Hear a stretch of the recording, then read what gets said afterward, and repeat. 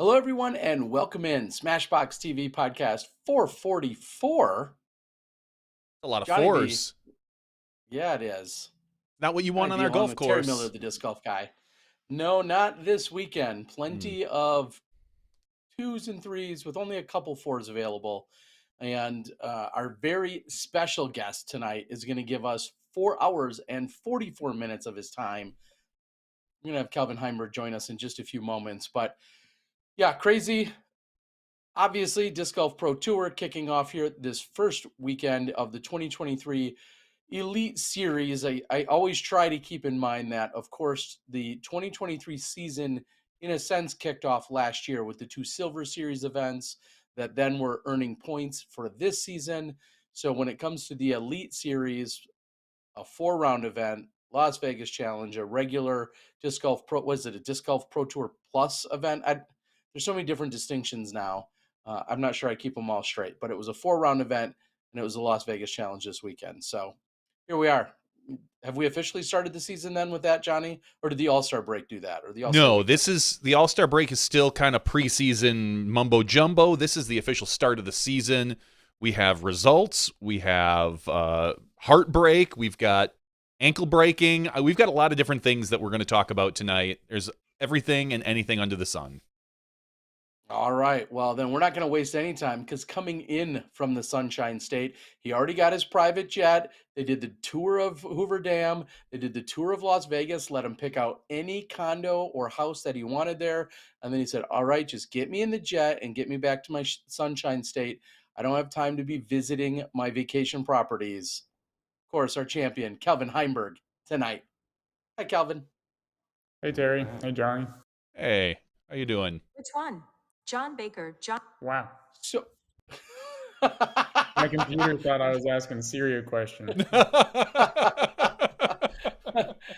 I mean, I've been mixed up with Siri before, so I guess that makes sense.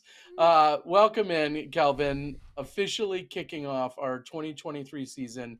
Of course, dramatic fashion, heartbreak if you're a Prodigy and Kevin Jones fan. But, I mean, you've been breaking hearts all your life, haven't you, buddy? I don't know about that, but maybe a few last weekend. I don't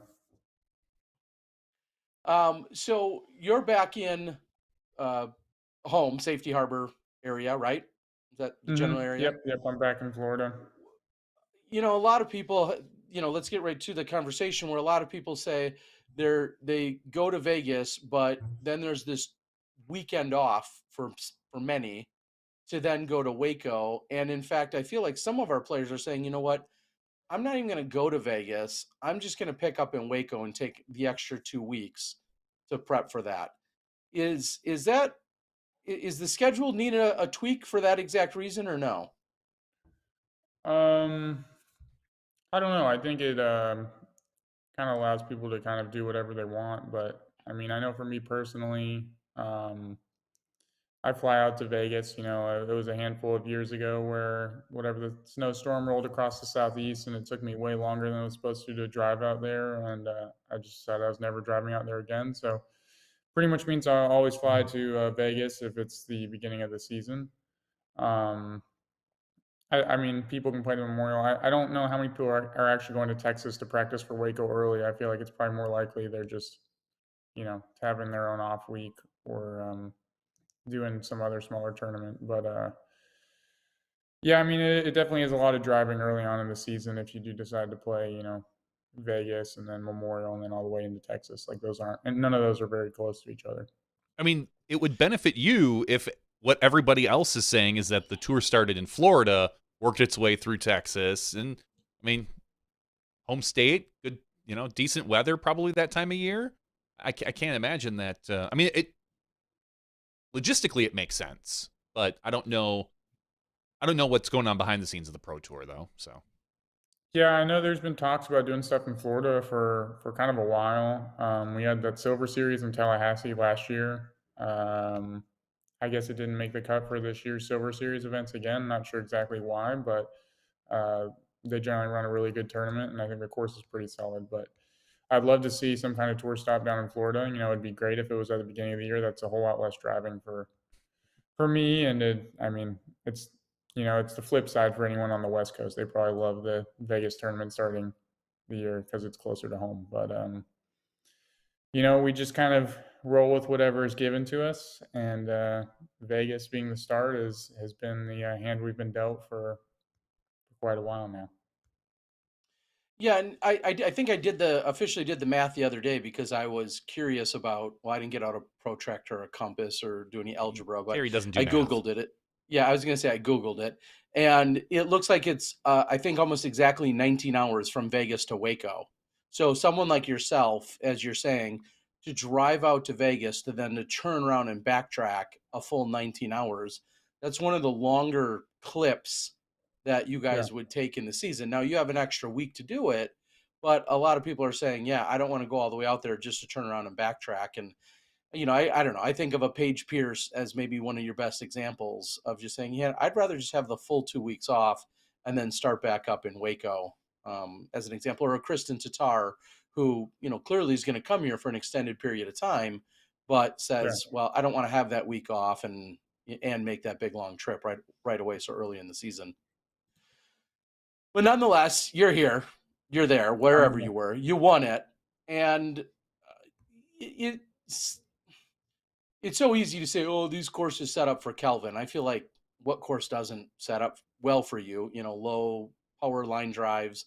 These give you a little bit more room, but do these courses excite you in that sense that you feel like they're really good for your game?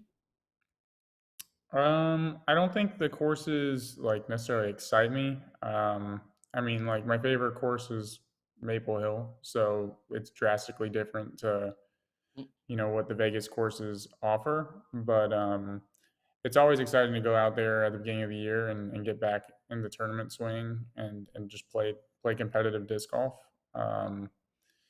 So I mean, I'm pretty much always excited to get out there. But yeah, I wouldn't say they excite me. I do think they probably suit my game pretty well. Just, I mean, you can look at places I've won in the past, and it's kind of all similar style courses, whether it's Vegas, Jonesboro. You got to throw far to play well at D-Glow. So Memorial, another place I won a while ago. But yeah, I think it definitely sets up well for me. But I think some of it also is it's the beginning of the season and coming from being able to winter in a warm state where I actually get to play, prior to the beginning of the season a little more than some of the other competitors. I think I'm probably just a little bit sharper in some regards. So I think that also benefits me when it comes out to Vegas. I mean, these Vegas courses, obviously they're known for their distance, we'll say their lack of trees, but I feel like these courses require some, at least when you get to the greens, they require a little bit of thought, because on almost every one of these greens, you have a chance for a rollaway, you have a chance for maybe a hazard. So while I think it gets you in, throwing far gets you in position to score, ultimately you need to complete you need to complete the hole in as few strokes as possible. If I believe that's how the scoring works in our game, but you need to be able to put it in the basket. This year. That's an update. That's this year's an update. Good, perfect. I wasn't sure how they were going to play it this year, but honestly, you need to be able to putt at these courses, and you need to be able to do it without going OB, because I saw a lot of it. Saw a lot of people miss putts, roll OB, or just flat out approach and go OB. What's your mentality on these courses? Do you feel like these should be attacked? Because we saw how Kevin Jones kind of finished out the round, and it seemed to have hurt him. Yeah, I mean, I think a lot of it is pretty situational out there. How you're feeling about your game. A lot of the greens do set up for skips into OB, or if you miss a putt, they can roll pretty far away because the ground is super hard, fast, whether the disc is skipping or just rolling. So I think every situation is probably a little bit different. I definitely played pretty aggressive this weekend, and there were times where it definitely bit me, and there was other times where it didn't. I mean, like I think I don't know exactly how many times, but I probably went OB like close to a dozen times over the course of the tournament. So it's not like I played like super clean, but as far as like coming down the stretch of the tournament, I honestly don't know like if we're talking like the last 4 holes, I don't know if I would have really done much different if I was Kevin. Like I don't like I probably would have thrown maybe a slightly more aggressive shot on 15 to maybe give myself a better look at birdie, but 16, there's pretty much no chance I'm going for that in his situation. Um, I'm definitely going to force the person to try to push the issue there. 17 into that headwind, it's like the same thing. I'm going to try to force the person to push the issue. He did get to watch me throw on 17, which I mean, I threw pretty hard, and I was somewhere in circle two, maybe like 50 feet away. So, and there's a lot of risk even going for it in that situation. So, really, like, I don't know if like Kevin's game plan really like bit him. I mean, I definitely executed a couple pretty amazing shots coming down the stretch, and I mean, he was tied going into the last hole, so he gave himself a chance to win. He just happened to throw it too low and go OB off the tee. But I don't know. I've definitely seen a lot of people talking about Kevin's gameplay being conservative, being like the wrong play. But like when I'm looking, I think like if I'm looking at it going into the last 4 holes, he probably wins the tournament playing conservative more times than not. Like I don't go in birdies hole 15 and 16 that many times. Yeah, I And if I think don't birdie those, like him playing conservative on 17 is fine, and then he's chipping down 18 for the win.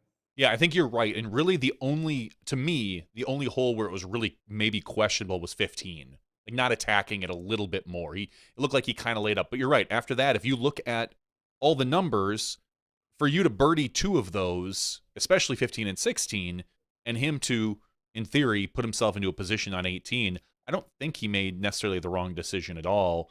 I mean, as we saw on 18, you threw a pretty good drive, but still got a little lucky, barely making it over that sidewalk and sticking in the ground. That could have easily hit and rolled back into the water, as we saw a few other people do. It looked like you just barely made it just over the sidewalk. Kevin kind of just hit some nature, honestly, just the wind picked up at the wrong time and slammed his disc down, and that was all. At that point, that was all she wrote until I know he gave 18 a run, but you can't expect, another holy shot. Yeah. Yeah, for sure. I mean, I definitely was cutting it close there on 18 off the tee box. Definitely was more aggressive than I was planning for. I pulled it a little. Already said that. But it was in bounds, so it definitely put a lot of pressure on Kevin, and his disc just got slammed way more by the wind than mine. So definitely put him in a not so great situation. I mean, even if he had found a way to get up and down from throwing where he's throwing three, I was pretty far down there. And I probably could have thrown a closer approach, even from where I was playing conservative. I think I was somewhere around circle's edge. So once he threw out of bounds, it was pretty much in my hands. I could pretty much determine my own fate. You said in the interview with me right afterwards that you felt like you still had a lunkhead move or two, or you made lunkhead mistakes, whatever it was. Where do you feel like you made some mistakes while you were trying to close out? I think if I'm talking about like the very finishing, I mean, so obviously for me, like after I took that double bogey on 7, I knew I was gonna have to play extremely well to have any kind of chance. Because I think at that point I might have been 4 back. I threw my approach on what is it 9? I threw my approach on 9 out of bounds, which you just can't do from where I was.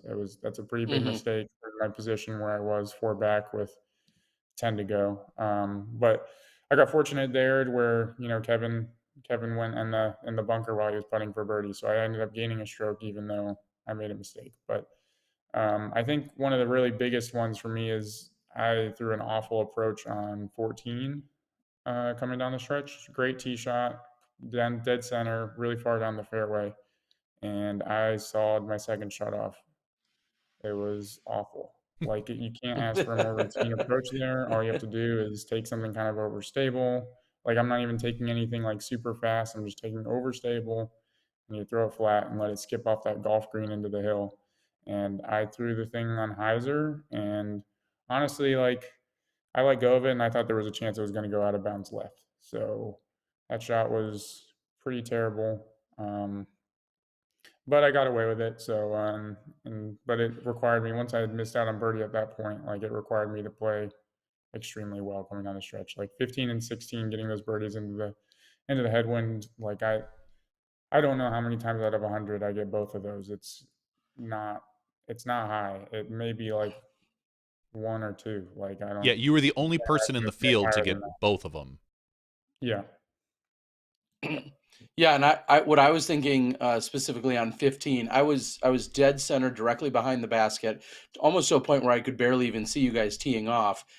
And as that was coming in, I literally was yelling, go in, go in. Like the way that it flexed and then was heading directly for the basket. I'm like, oh my gosh, he's going to ace this. And then it went deep. Clearly, not a lot of people going deep on that hole, at least not without a roller or something. So the fact that you obviously were able to get up and down, I was just looking a minute ago. It said that it was the 6th most difficult hole on the course. Somehow there was still, I don't know, 12 or 15 birdies, but that feels very much like a bonus birdie, even Hmm. for someone of your skill set, right? Yeah, for sure. I would also say With that like tee headwind. time.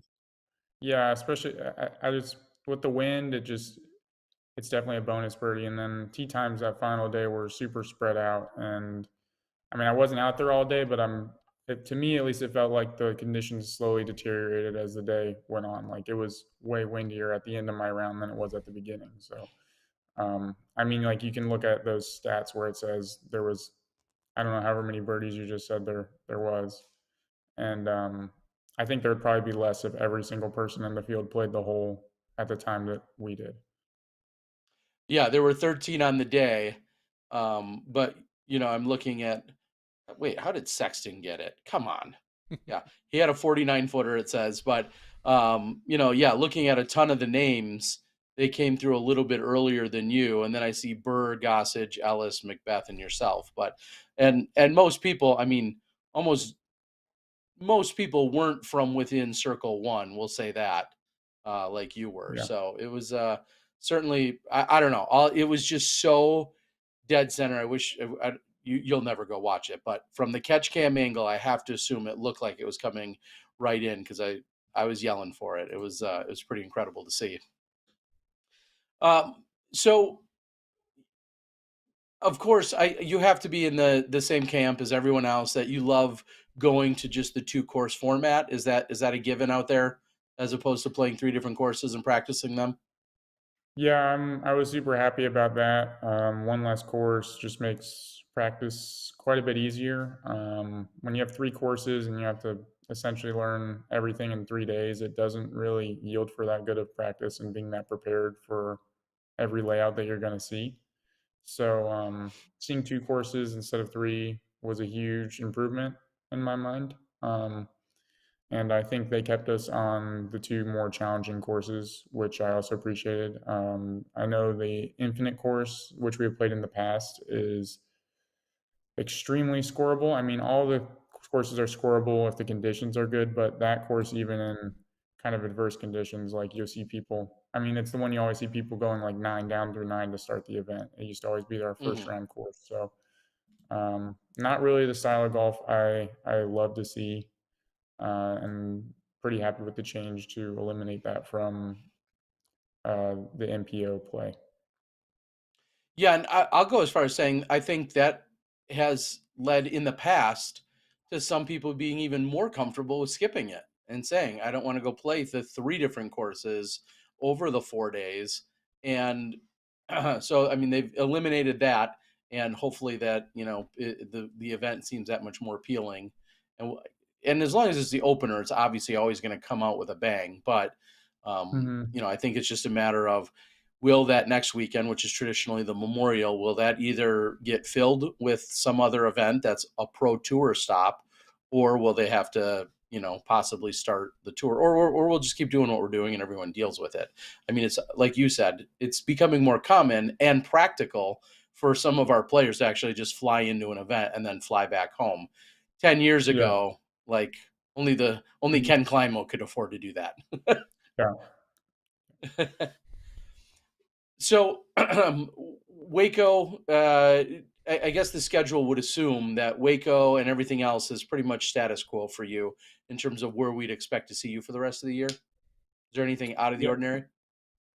Nothing out of the ordinary. I'll be out there in Texas, starting next week. Getting things all packed up at home currently, but sometime later this week I'll start my drive out to Waco, and I'll be out there for all 3 Texas events. Whatever it's Waco, the Open at Austin, and then I think Texas States is in Houston this year, so I'll be out there for all 3 of those. But yeah, as far as the rest of my schedule, I think it's pretty cut and dry. I'm going to be at most of the Elite Series. Actually, I think all the Elite Series is my current plan, and then all Elite Series majors, and then a couple of the Silver Series. So part of that question, I guess, you just answered it about being in Texas.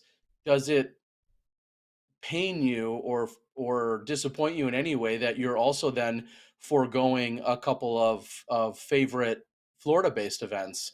Obviously, I think of Throw Down the Mountain, which I know I'll be covering in a post-production format, along with the Tallahassee event that you just complimented. Does it kind of pain you that, I mean, it makes sense to be in Texas for those events and those tour points, but you're going to miss a Mhm. couple of the really high-level events in Florida too? Yeah, I mean, I truly enjoy playing Throw Down the Mountain.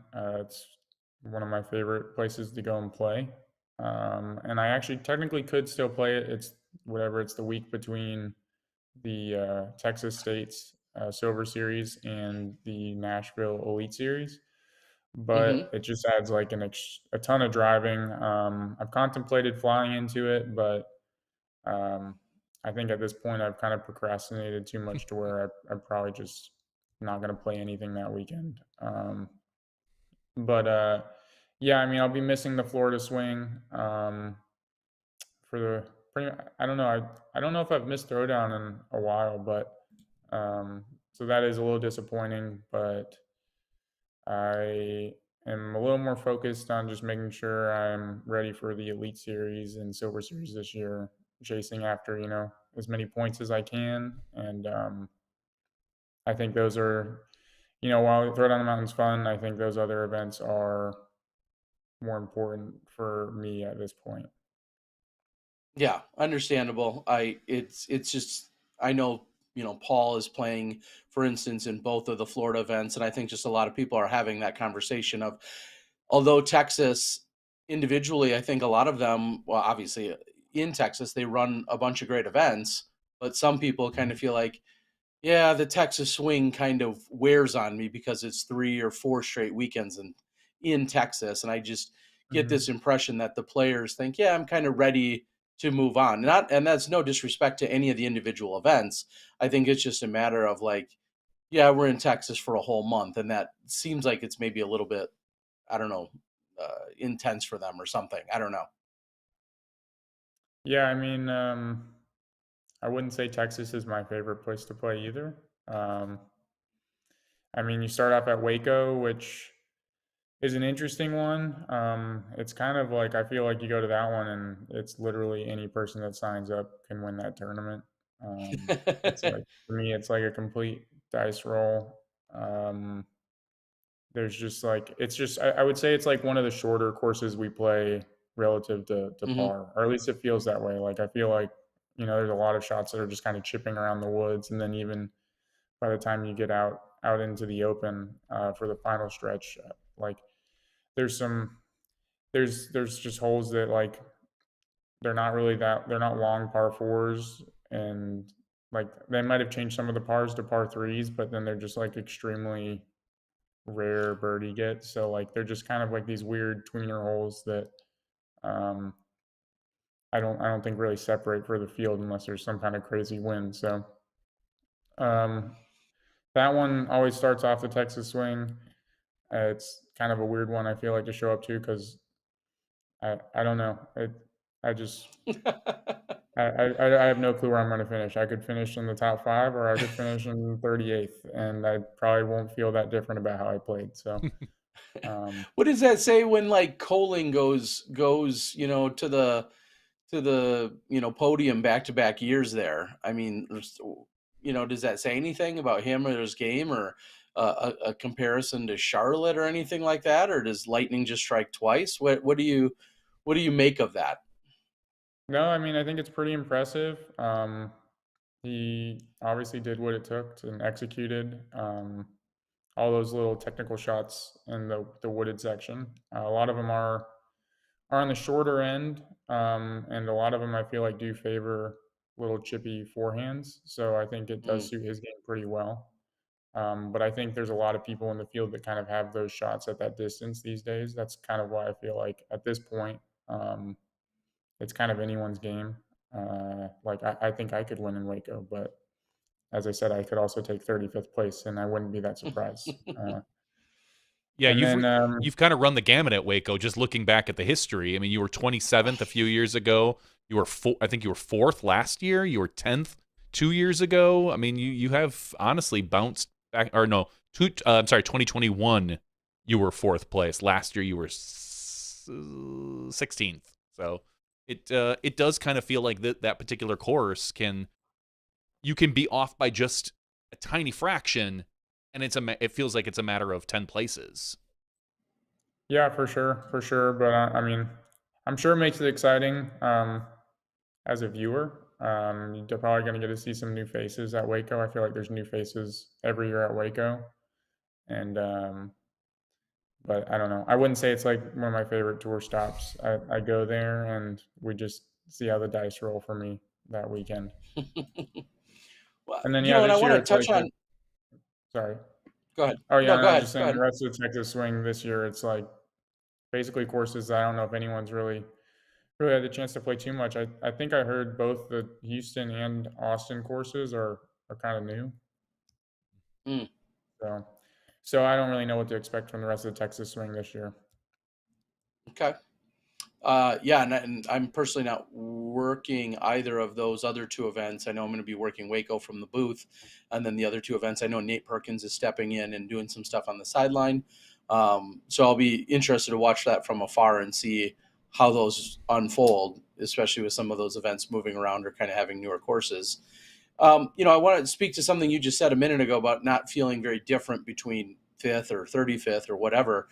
Today, here at the Memorial, I ran into AB and Adam Hammis, along with team manager in Bob Julie over at Discraft. And Hammis just, he finished 30th, and he's like, that felt great. The field is tough. Mhm. And, Yeah. not that he wants to finish 30th, but Bob was like, yeah, that's great. And Hammis was like, yeah, I felt good about it. I didn't even feel bad about it.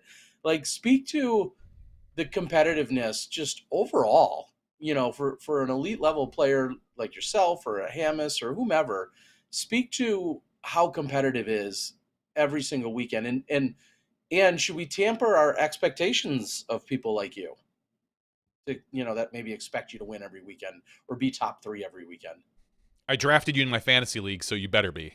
Ooh, oh shit. Okay. Now there's All pressure. right. Okay, I'll now be real pressure. Okay, so speak yeah. to the Johnny V Fantasy League pressure and just how competitive the field is, though. Yeah, I mean the field gets better and better every year.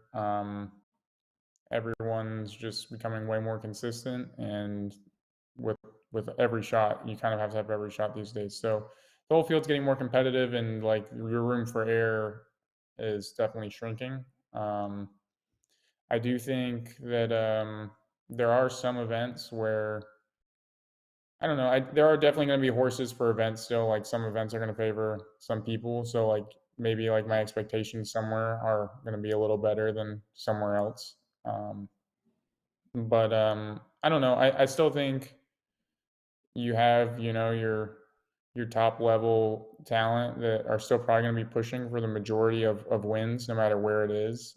Um, and then you just have like the next level of people that are when they have their weekend they're pushing as well, but I do think there are more people pushing into that second level. of talent to where you might see some new winners. This is I know a pretty big overarching question, but I think I look back to, we were talking about Throwdown, thinking about the history and whatnot.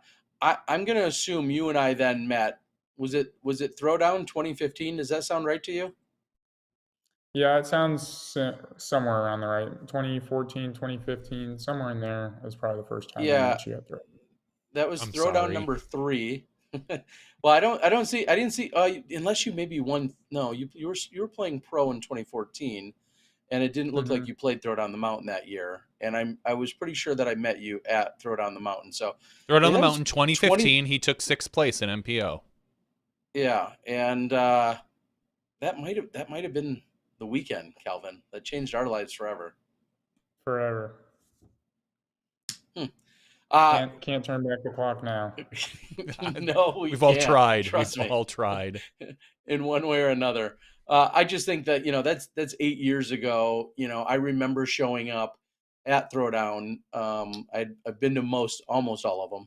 And, somebody was telling me about your skill set, as this guy from Florida. You weren't traveling too far outside of Florida, right? To play at all? Almost, nowhere outside of Florida at the time. Yeah, I mean, at that point, I was in college, so I might have occasionally went out to a big event, whether it was Worlds or maybe something in the Southeast. But for the most part, I was just stuck in Florida at that point. I had to stay close to school to do school.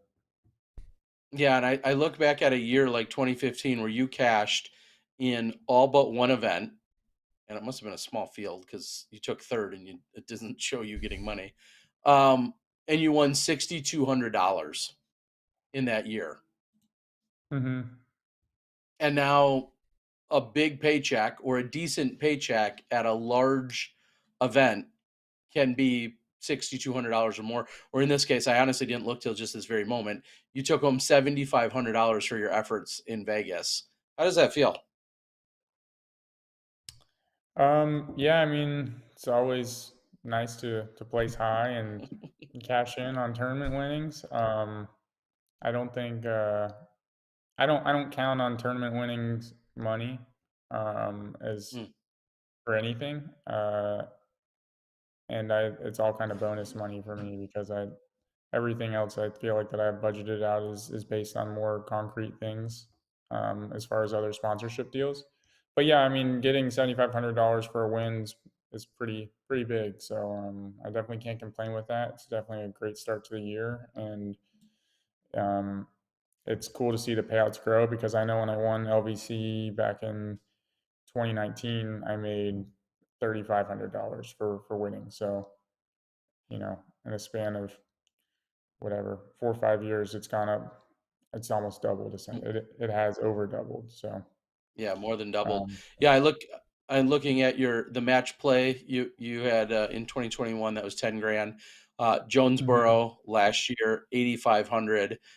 Ledgestone 8,250. I'm guessing that was somehow split with Ricky or whatever that year. yeah. And then 7,500. I mean, this was your 4th largest paycheck to date, and not too shabby at $7,500. But so, are you creating? I mean, I guess the real follow up to that is, are you going to fall in line with Paul and Ricky and Yuli? Are you creating any tax shelters or ways to hide or shift your money around? Then is that the plan? Otherwise known as charities.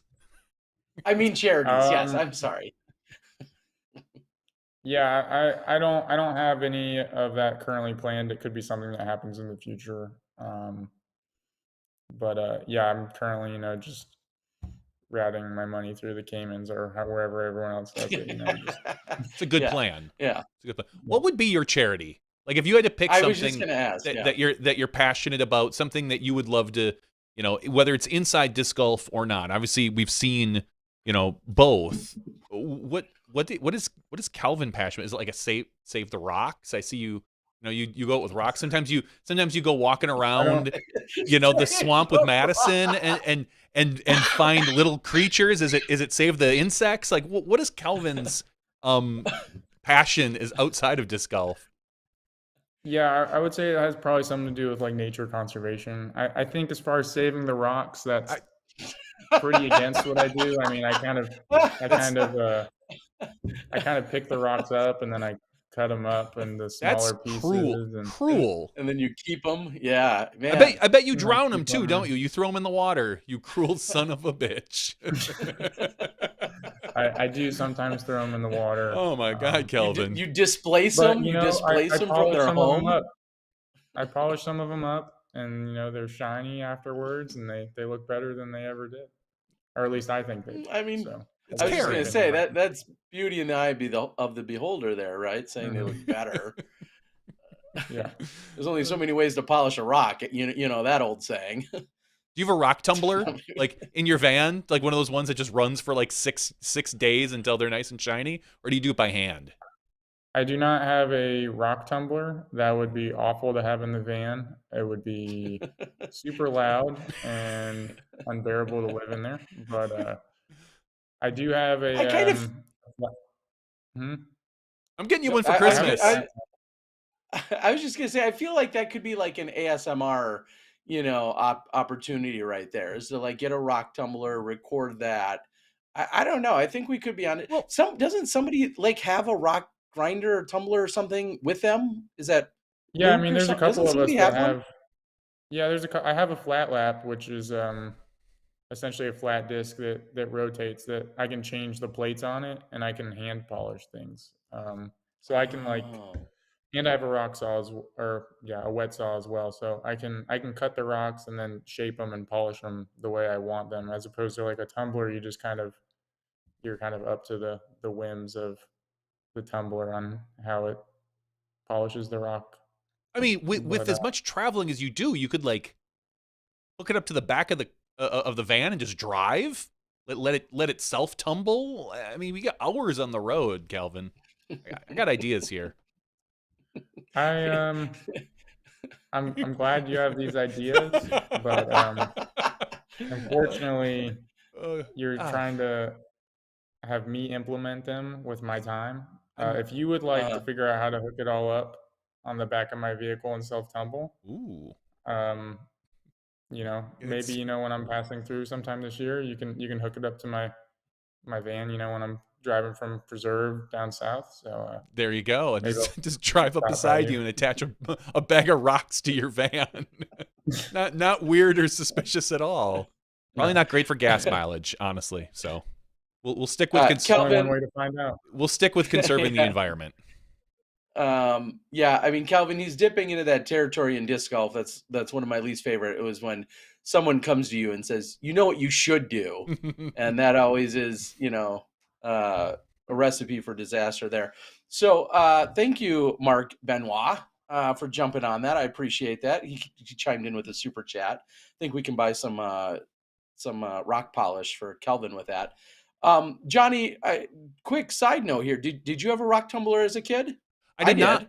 I personally did not, but honestly, I could walk about 30 feet into my son's room, and he has one he got for Christmas last year that he's never turned on and used. So I could go Calvin, get one. I mean, yeah, we could definitely make this happen here. Someone asked a great question on the board and said, I think I know the answer, but where is your favorite place or area within the tours, travels that you like to go hunting for rocks? For me, I really like to go up to the North Shore in Minnesota during the preserve. Mhm. It's like it's only a few hours away, but it's really calm, peaceful, and nice up there. And you can find some pretty cool Lake Superior agates up there. Um, to me, you can't really beat that place. So I enjoy it. I enjoy Minnesota. What is out of all the people, some of which we know a little more than others that are out there doing similar stuff, looking around like you do, who I was gonna say, who's the most knowledgeable, and then maybe even better yet, like where's your knowledge level on a scale of 1 to 10? Where would you put your experience and knowledge level? Are you asking if he's as Geology and smart as a such. box of rocks? No, I'm just wondering where do you How much do you know? I would probably say the most knowledgeable about rocks on tour would be Luke Humphreys. Okay, yeah, Um, that was my I guess. think he's been looking for rocks and just doing rock stuff longer than me by a significant amount of time. Um, my knowledge is pretty much all found through Reddit Hmm. r/rockhounding. So I don't know. I know more than the average person, but I wouldn't say I'm like that knowledgeable. I know a decent little bit about, I guess, semi-precious stones that you can find, because I guess that's technically what I'm looking for when I'm out there. Um, but I don't know. I wouldn't say I'm like incredibly knowledgeable. I do think it's part of the fun in it for me is just kind of like the thrill of the hunt, um, and that's kind of why I do it. When we had Luke and we talked to him about this years ago, actually, one of the first, I think the first time he was on the show and we really got to know him, I immediately then think, now, is any of your objective to sell or trade, or are these just purely they collect and you're just going to have this massive rock collection in 20 years? Like, what? I don't want to say, is there an end goal? Because, like you just said, the thrill of the hunt is maybe the most fulfilling part. But let's say you have this big box of rocks or stash of rocks. Do you ever take them in anywhere, or think to go to a show to trade them or sell them or anything? That's never really been a goal or priority of mine. I've never put a value, I guess, on any of the rocks. Um, I don't know what the value is, and I don't really care. I think it's more for me. It's just collecting them, and some of what you pick up is kind of just a memory of that experience. Um, like I can sit here and if I were to go through the rocks I had, I could probably tell you where most of them came from and probably like who I was with when I found you know, the rocks. So um, for me, it's just kind of a memento of an experience, and a lot of the stuff that I do end up polishing and making look shiny. I give a lot of that stuff away to other people. So um, Hmm. it's definitely not like a for-profit thing for me. It's just kind of a hobby.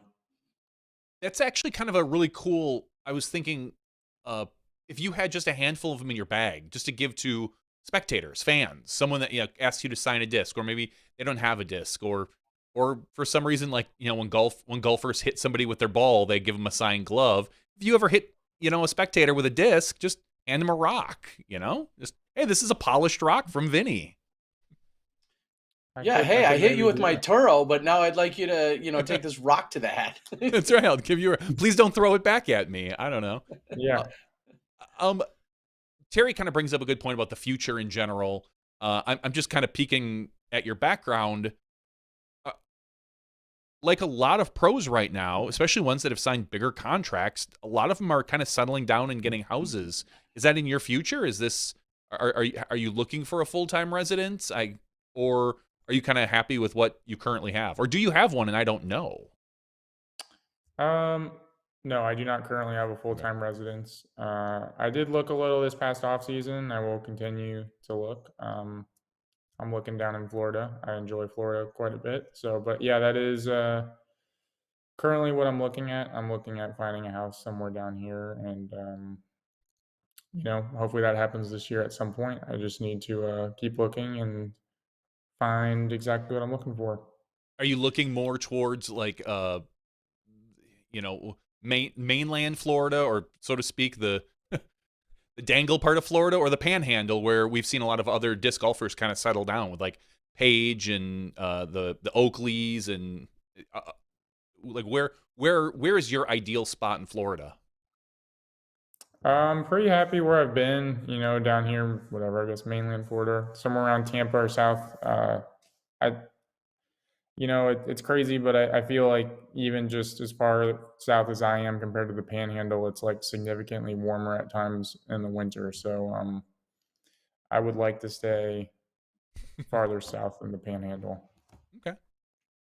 What are some of the boxes that need to get checked for your house/property? And do you care about having land or, room to have any baskets or course on?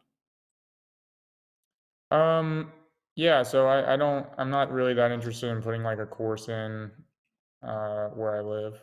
Um, but I would like to have a little bit of land.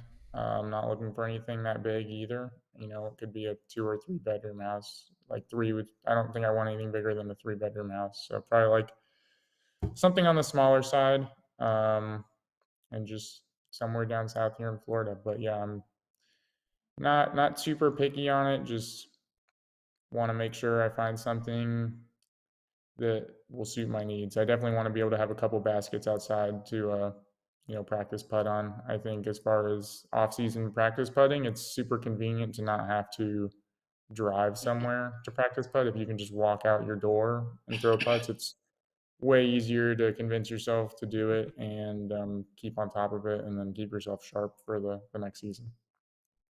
So if you had to, and I don't know how this would ever get set up, but let's just say somehow you were forced to have a roommate at your house.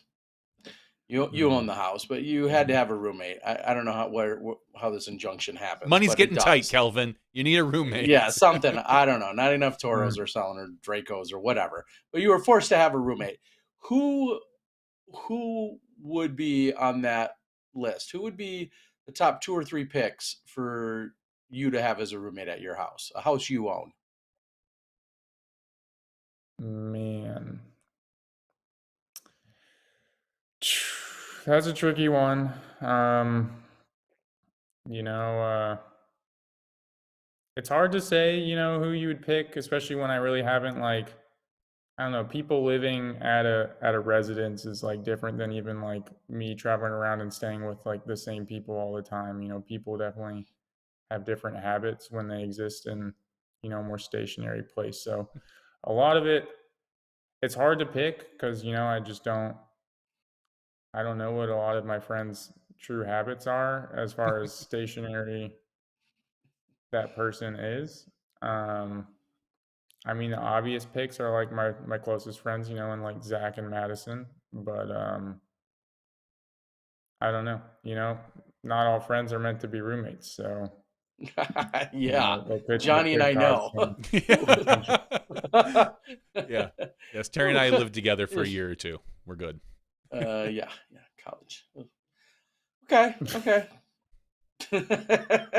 Well, hopefully it never comes to that where you're, forced, so to speak. But Or maybe he's anything taking could an happen. astray. Maybe he's taking an astray friend who just, needs to, with those extra bedrooms, you've got one for your rocks and one for a friend. So, Okay. Or maybe 2 for my rocks. or 2 for your rocks, you've got one padded room for the rock tumbler, and then Yeah, soundproof it and whatever you need to do. like you couldn't just hook that up outside. No. It has to be inside. It's got to be inside. Okay. Needs the warmth. It's too damp outside. I'm sure there's issues. It's got to be inside. Yeah, Yeah, the electricity. rocks have never dealt with cold, damp conditions before. They have issues. They have issues, Vinny. Okay.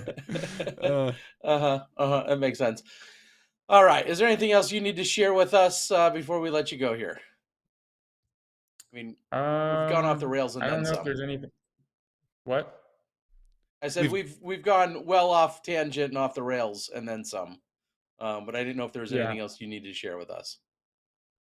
I don't think there's anything I like need to share. I mean, there are some cool things in the works. The Millennium just dropped the new fairway that's gonna have my name on it, the Vila. It's a stable to slightly overstable fairway driver. So I'll be bagging that this season. I was throwing some of that out in Vegas. It was the purple and white disc I was throwing, the Helio Vila. Yeah, those dropped in the Helio plastic and the Quantum plastic at Vegas, and they'll be probably dropping for like retailers at some point, in the coming months. And then also, I have a signature bag coming out with Squatch, later this spring. So I guess those would be things to keep on the lookout for. Other than that, just I guess I'll thank my sponsors, Innova, Millennium, Squatch, Flight Factory, and then the small, I guess, Throwjoes and Whale Sacks. So I think that's everybody. I'm not positive though. Yeah. I mean, yeah, one way or another, you get them all. For anyone that's curious, like me, how exactly does a Millennium sponsorship work? Because everybody knows you, of course, to be one of the flagship players at Innova, and then clearly Innova makes and molds Millennium discs. I think that's common knowledge to the rest of the world. But what does that mean for you and to the world when people like yourself or a Philo or I think maybe a Greg Barsby still, what does that mean when we're seeing this additional sponsorship with Millennium? How does that work? Yeah, so all Millennium's discs are made by Innova. So they're like I guess a sister company, and Innova's their main. I guess they're their molding partner. I guess is what Hmm. they'd be referred to as. And so Innova, I think there's Philo, Greg, myself, and I think Garrett may have deals with Millennium. Hmm. And essentially Innova, are all of our primary sponsors, but our deals with the Innova allow us to have, smaller secondary sponsorships with, their molding partners such as Millennium or Infinite.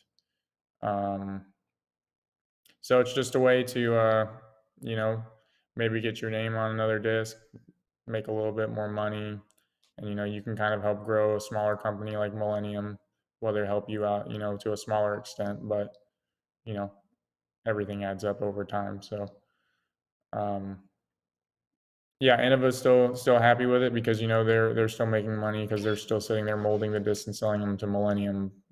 Um, so they're all.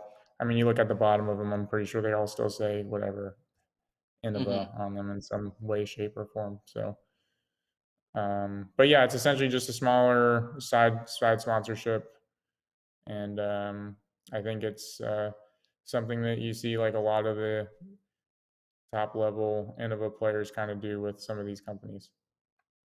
Yeah, I mean, and to be fair, obviously this is not new to the industry in any way.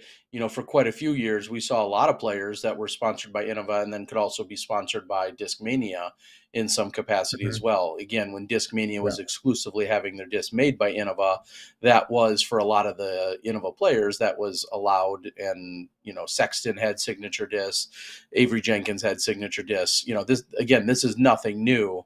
But I think it's maybe understandably it might be a little bit confusing to someone a little bit newer to the sport, wondering how can someone of your caliber be sponsored by Innova but then also have another disc manufacturer in a sense be your sponsor. And so yeah, I just wanted you to explain it to the world for that reason. Well, so the follow-up question though was also what exactly, if you had to compare this disc that you were just describing, your new signature disc, what would you compare it to?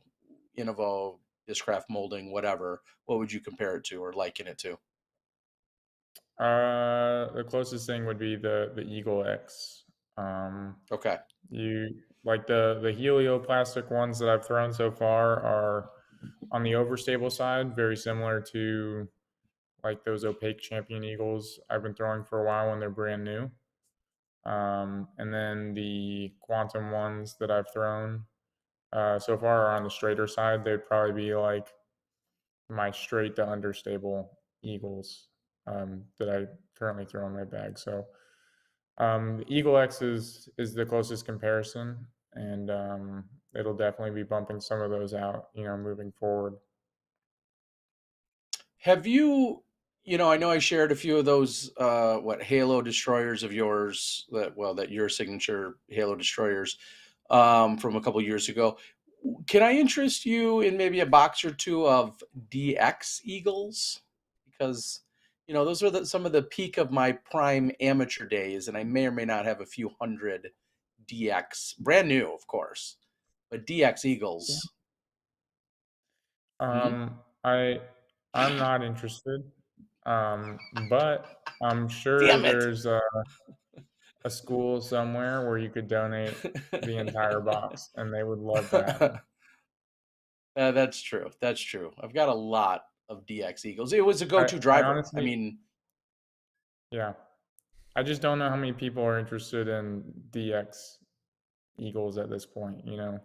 That may have been like top of the line plastic back in the day, but it it was the kind of only beats up a little plastic back in the quickly. day, Yeah, Kelvin. yep. So it It was was top of the line, literally, yeah, yep. but Uh, yeah, I don't like how short the life cycle is for how much I play the game. I mean, to be fair, I once led the Kansas City Wide Open by acing the first hole of the tournament with a first run purple DX Eagle. I mean, I was beating Schultz, I was beating Climo, I was beating everyone for one hole by acing the first hole of the tournament with the DX Eagle. I'm not selling you that one. You could not trade me any amount of rocks for that one. Okay, fair. I probably wouldn't want to give you any rocks for that eagle, anyways. You don't want any rocks for that eagle. Trust me. All right, Calvin. Well, we do appreciate you joining us here tonight, giving us almost a full hour of your busy schedule. We very much love having you on, and look forward to what you're going to do over there in Waco and the rest of the season. Yeah, hopefully I'll do something cool and get invited back. You're always invited back as long as you treat your rocks well. Take good care of them. Yeah, I can't promise that. You've said I've done horrible things to them, so I guess I won't be back. Well, I will welcome you back, and if at any point I get back on track with being on tour at an event, you and I will have to get back to our nightly check-ins and shows. The people are calling for it. They were yelling for it in the chat tonight. People want more of that, so I'll bring the beer. You be sober, and maybe on tour on another event this year, you and I will get together. Sound good? Yep, that sounds good. All right, Thanks. everyone. Kelvin Heimburg, again, a champion at the LVC. Looking forward to seeing what he's going to do the rest of the year here in 2023. Be safe, Kelvin, and we'll see you in a couple weeks in Waco. All right, sounds good. Thanks for having me. Have a good night, Calvin. Of course. See ya. Bye. Bye. All right. Terry, I don't think is that. Go ahead. I don't think he was taking me seriously with my rock talk. I don't know. Save the rocks. I'm uncertain if I should be offended that he doesn't even want to look at my DX Eagle collection. I've got some sweet ones, and as you can imagine, Johnny, I know you plenty do. of them have Kalamazoo stamps from performing well over there in at Colebrook. So I've got a lot of Colebrook. I got a lot of Michigan-based stamps. I've got a lot of first run Eagles. When we ran the with the radio station with Laser 103, 1029. When we ran that, I remember a whole box. I have a bunch of extra of DX Eagles with the torque center and the fish fly open. Remember all that, right? Yes, I do, Terry. I do. Yeah, I've got lots of DX Eagles, which I mean, you threw those a lot too, didn't you? Yeah, I mean there was not a lot of option back then. So yeah, you threw exactly. You threw DX Eagles because at the time they were the furthest throwing disc practically that was made. And you know there were some other options from Discraft at the time had like the X Clone, and they were just starting to come out with like the XL and those things. But even that was the X2, the X2, yeah, the XS, the Express. Yeah. So yeah. I mean, obviously, I did throw them. I've got some early T-Birds here, but really, I mean, the high point wasn't the DX though, Terry. It was the SE. Those special edition blends. Those were those were really nice. Just a little bit of housekeeping here. For those of you that don't know, or for those of you maybe that are listening on a podcasting app, you're going to start to hear, if you haven't already, some embedded ads into our podcast. It started last week, and selling out. If odds are you've already heard it because I'll probably put it in right after the Calvin interview. It'll come right in the Calvin interview, then come back to us. So, couple things. One, thanks for listening. Two, if you want to avoid those ads in the future, you can be a Patreon supporter because we do provide an ad-free version with Patreon. So if you're a Patreon supporter, you do not get those ads. I think there's a pre-roll, a mid-roll, and a post-roll. So, and Terry from last week, I want to tell you, we made 127 cents. No? Sex. S-E-K. Swedish something or other. It's about $12. Swedish kroners. Swedish Oh, kronas. those aren't Swedish kroners. Yeah, kronas. Yeah, something like that. Yeah. Okay. Like $12 that I looked earlier this week. Boom. So, yeah. Hell yeah. Maybe we could get me a microphone stand so I don't have to prop it up against the desk here when I'm on the road. I don't think we can afford that, Terry. Sorry. But anyway, if you want to avoid the ads in the feed, in your RSS feed, by all means, become a Patreon supporter. Otherwise, thank you for listening to the Amazon and the Cerebral ad, whatever ad they're feeding you. Go support those companies. Actually, I don't really. Yeah, care. and You do. yeah. What we can also say, if you want to avoid all of that, other than our cheesy plugs and rolls ads that we put in here while we're talking, if you're watching live on Smashbox on Tuesday night, if you watch it live, you won't get a single ad at any point because you're just watching it live and we're not feeding anything into the live feed. So I got to figure that out. That's another way. I got to start figuring out another way we can avoid how to insert live ads, Terry. Maybe some ad reads. Yeah, we could cut to some of those right now.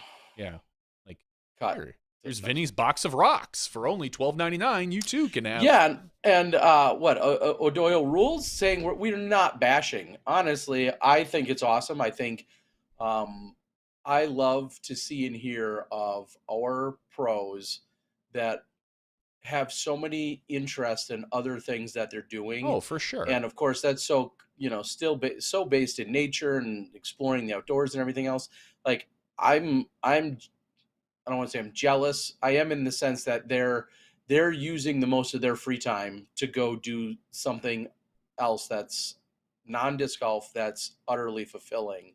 Mm-hmm. And I absolutely love that. And, I think James Conrad, speaking of rocks, but James Conrad, I think, just posted in the last day or two something about how much more he's getting into rock climbing and how much he just genuinely loves it. Clearly, he's not unique in that. We've seen a number of other pros. Kevin Jones does rock climbing. I saw Ella Hansen actually was just out rock climbing, according to her Instagram. There's quite a few pros that kind of participate in that.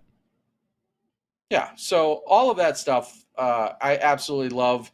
I'll say if it's legal and it's not losing you too much money, I am a big fan of whatever your outside of disc golf hobbies are.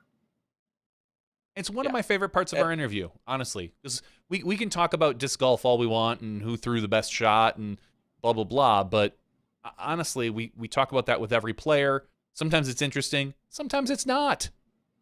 Yeah. But to me, what always is interesting is to find out what a lot of these men and women are doing outside of disc golf to keep themselves active, healthy, engaged. Because I'll tell you what, if you did nothing but disc golf on the road, you would probably burn out relatively quickly. So, yeah, I think that's going to exactly be the case.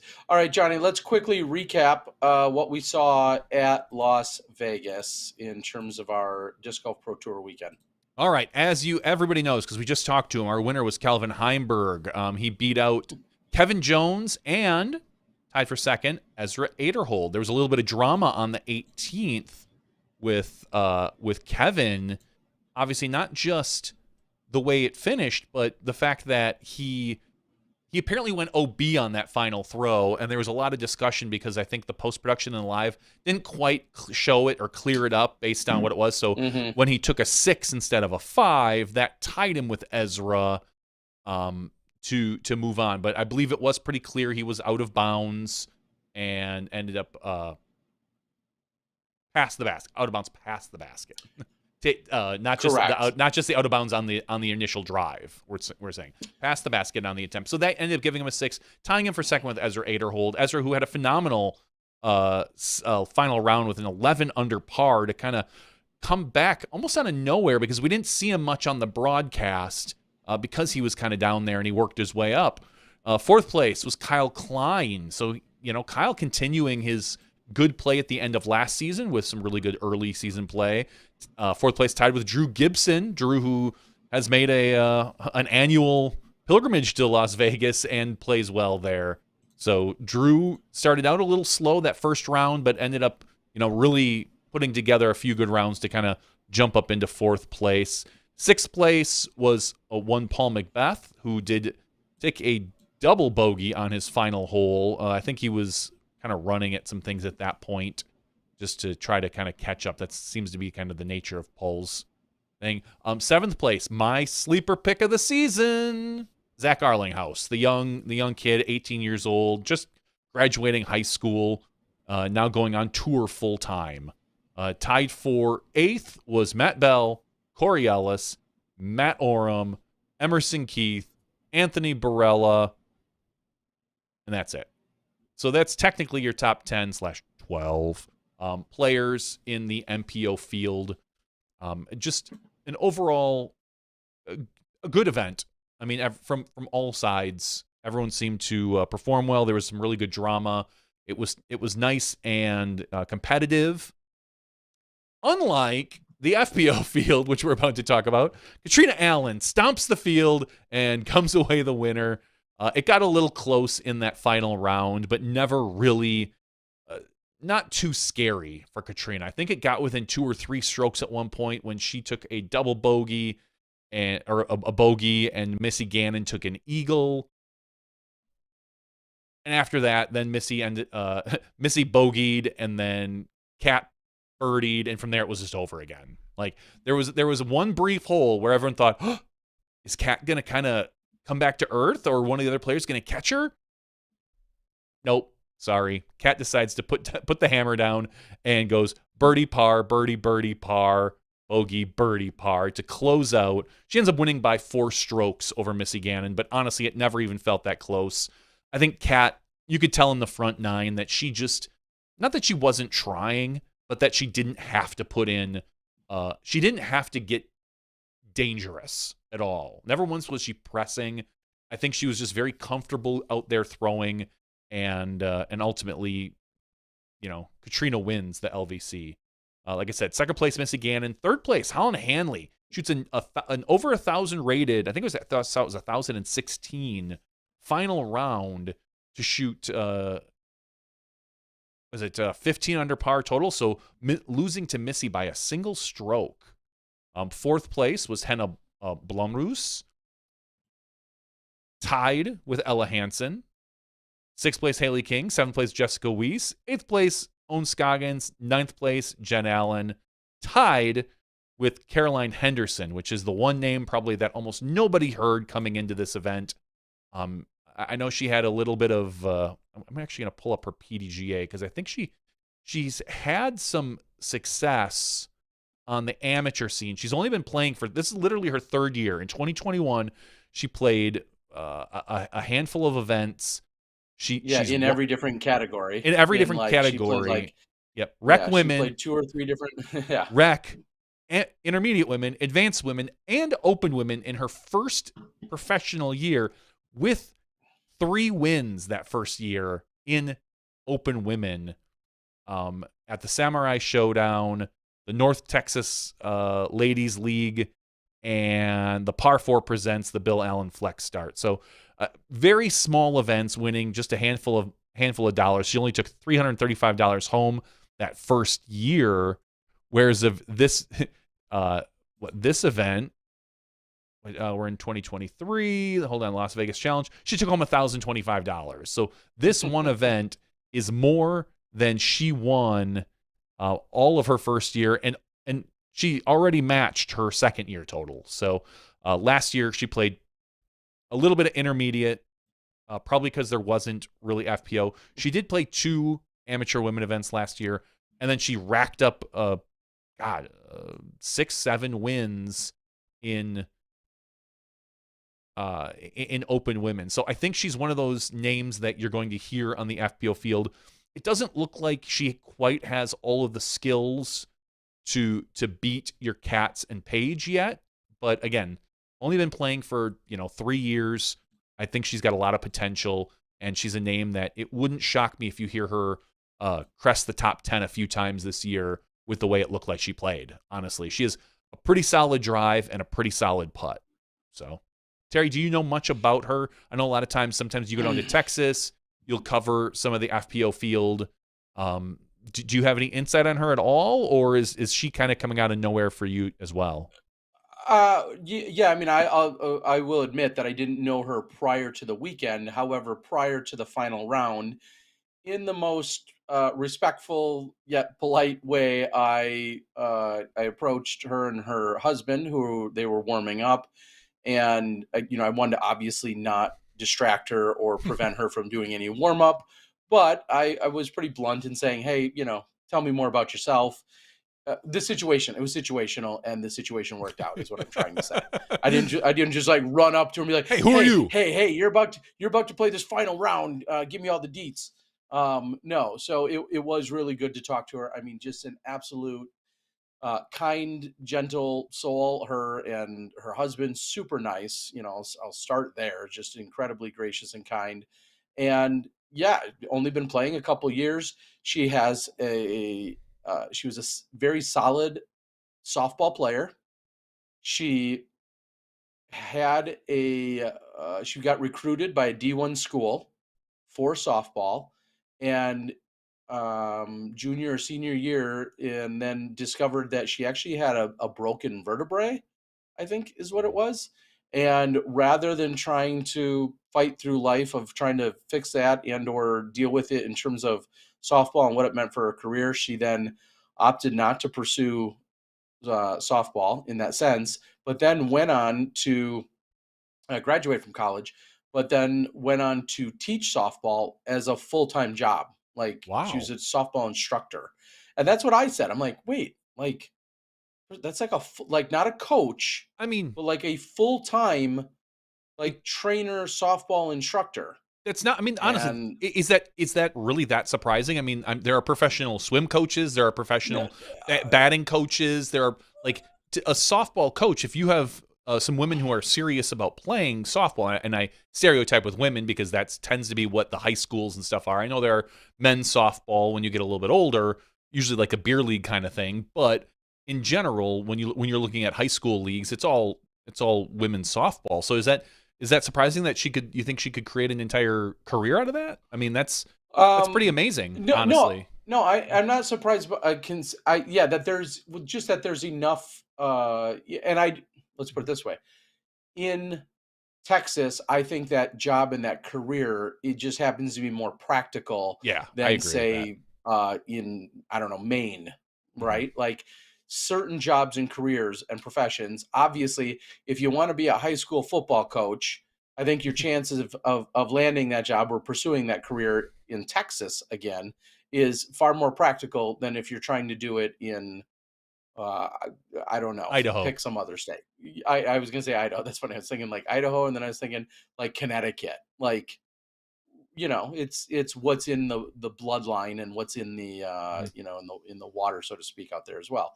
That's what they live and breathe. So I was just a little shocked, and of course I love the spirit and the idea of it all, of teaching and having a career within something that you love. But yes, it was a little surprising because you and I both know quite a few people, and you don't know a single full-time softball instructor, or we just don't know one. That's why I was surprised. So anyway, that was her career.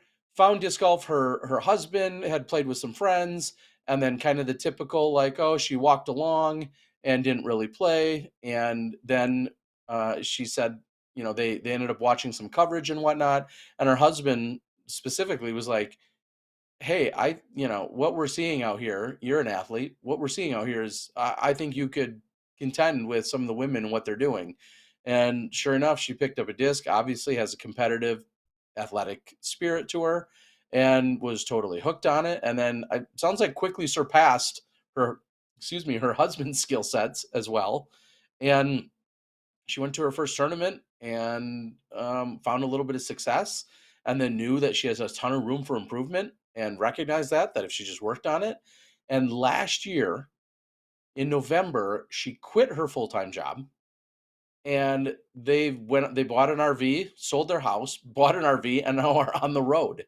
Like full all in. And the other comment that I made that you must have missed during the FPO coverage that morning when I did my check-in is she also was then running a gourmet cookie. baking cookie, side business as well. So think of your bridal showers or your baby showers or your whatever, and you're ordering up 50 cookies with some cute clever thing on them, and she was doing that as well. And so she had given that up and gave everything up, and now full time on the road playing disc golf, and wins $1,000 at this event, which $1,000 clearly isn't paying your bills to keep you on the road for 12 months out of the year. But $1,000 also used to be like an insane payout 5 years ago for winning, practically. And now here she is taking ninth and $1,000. And if that doesn't drive you and keep you motivated, I don't know what does. Like what an incredible story. I mean, and no offense to her current sponsors, but I think she's sponsored right now by Hooligan. And correct. And I think she has one or two other smaller sponsors, and I'm going to forget who they are. But debuting on an Elite Series event like that, not only did she get coverage, which in general can be tough these days, she performed well. She looked the part. Like, she beat a lot of really good players out there. Like, almost all of them. and for your a debut like that, you have to be on the radar of every major sponsor at that point that is looking for an FPO player. You have to be. And now if sure. and I understand whatever Hooligan and her other sponsors are giving her right now, by all means, stick with them for the year if you have to. Do whatever you can. Maybe they'll up their ante now that maybe they fully understand what they're dealing with. It's possible this is, I doubt it, I highly doubt it. It's possible this is a fluke of an event. Maybe she doesn't finish better than 20th the rest of the year. I don't think that's the case based on just the eyeball test that I saw. But ultimately, she has to really like her possible future in disc golf when it comes to this. And it truly shows that, at least right now in the FPO field, we're seeing these women come in with these athletic backgrounds that are able to just pick up and run and go. And I think that's because for the longest time, God, I'm trying to say this without sticking my foot in my mouth here, but the women, I don't have all night. I know the women in our sport haven't necessarily been, a lot of them haven't necessarily had an athletic background like training. Sure. They've been disc golf related. And that's the way it was with the men many years ago. And then about 10 years ago, we started really seeing the men in our sport get into and become true athletes. We had a few of them way back when, but now most of the players are some sort of relatively good athlete. And I think we're seeing that with the FPO. If you're watching Kristen Tatar's Instagram, you can see her, all the workout videos she's putting out and the photo shoots, but that she's doing with a lot of sponsors over in Estonia. But we're seeing Holland Hanley, Ella Hansen, these women that have this athletic background step in and kind of have a head start over some of the women that really didn't. I mean, look at we'll say someone like Owen Scoggins, zero athletic background before she picked up a disc, but picks it up, busts her ass, is out there, is one of the best putters, maybe the best putter on the FPO side. There would be no one arguing if I said that she was the best, unless you wanted to discuss Alexis Mondahano. But even that, Owen has proven. Yeah. So it just shows that there's room now for these athletic women to step in and make possibly a living doing this. And it's really exciting to what we're going to see in the future. Yeah, and it's no surprise. Some of the other very successful women that we've seen in our sport, with their, some of them that have dominated throughout the decades or the years, include the likes of a Des Redding. She obviously comes to mind with her athletic background. Katrina Allen had a very athletic background. Sarah Hokum, very athletic background. And now more present day, like you said, a Holland Hanley, but also a Stacey Ronsley, as the board had pointed out. So yeah, as those athletes find disc golf and then join the ranks, yes, like you said, a head start or a slight advantage or a major advantage, depending on what maybe their discipline was or their sport was. Yeah, there's no doubt that they likely will have an advantage over some of our other players who just didn't necessarily pick up disc golf from the athleticism point of view. So, yeah, it's pretty exciting to see it for sure, and it's going to continue to make it more and more exciting. And even in Holland, who her background had nothing to do with disc golf, in her powerlifting world and whatever. The fact that it's a mentality, it's a regimen, it's routine, it's a work ethic. It's all of those things that I think can factor in so heavily. So, and like you said, same can continue to happen on the men's side. Yeah, it's pretty exciting to see for sure. Annika Steen, another one. She has her background in Sten, background in figure skating. Luque, also a background in athletics. She has all these medals from all these different things that she had done. I know we talked about it at the LVC the year before. So yes, very, very exciting. What is Katie Tate's? Doesn't she also, I think, has some kind of professional or semi-professional athletic background as well? So anyway, going to be exciting to see, clearly, as you're saying. And real quick, as a quick side note, not only going back to the men just for a moment, was the fact that Ezra Aderhold, with his performance, has technically pulled into the lead of the Disc Golf Pro Tour point standings, clearly early and, whatever. But it's not like Ezra's, fluke by any means either. He's obviously been a solid player for a couple of years here. But nonetheless, you'd rather be in the lead early in the season than never be in the lead, right? So, I mean, you'll take it. It's just one tiny snapshot here at the end of February, but something still to be proud of. Yeah. And I'm just, now I'll go back to the women for one quick second. If you're a jagoff, I guess is maybe a good word, or a some kind of dick bag or whatever you want to be, that feels like you want to diminish Kat's win by then saying, well, Paige wasn't there and Katrina wasn't there. I can't, or I'm sorry, that Paige wasn't there, or that Kristen wasn't there. You can only beat the people that show up. I cannot say that enough times. You can only beat the people that show up. And if Kristen wasn't there for any given reason in the world, and Paige isn't there for any given reason in the world, guess what? Somebody has to win, and you'd rather win than take literally any other spot. So let's get over this idea that we have to diminish anyone's win the second they do. Like I can't say this enough. You can only beat the people that show up. And it doesn't matter.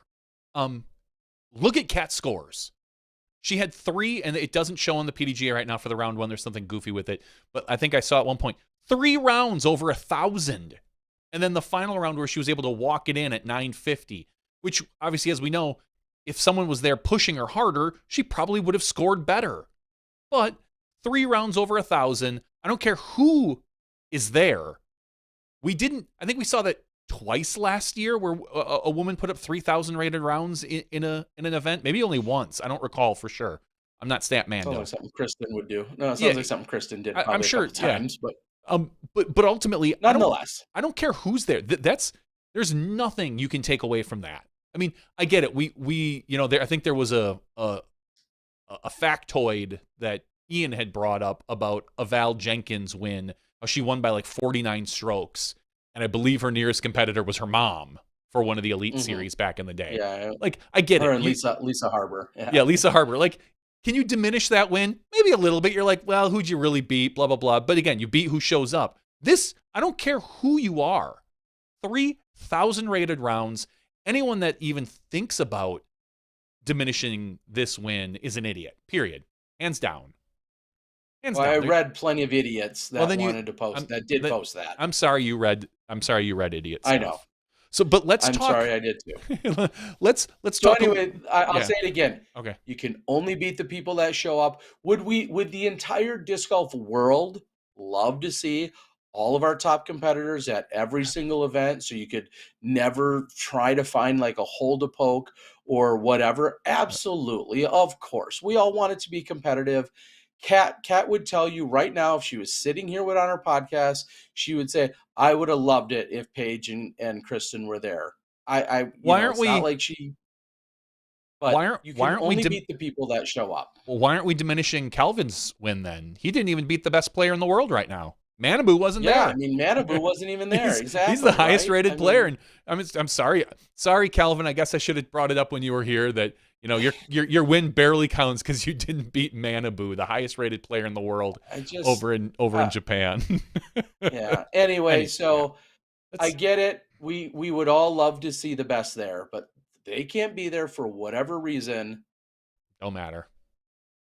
It's done. It doesn't matter. From one dumb subject to another, let's talk a little bit about LVC drama.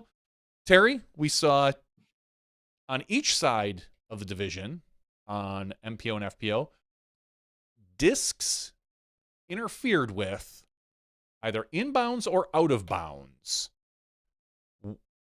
It's not the first time we've seen it. It's probably not going to be the last time we've seen it. On the FPO side, Cat threw a shot, hyzered over the out of bounds, hit a golf cart, stayed out of bounds. Probably from, and I barely saw it.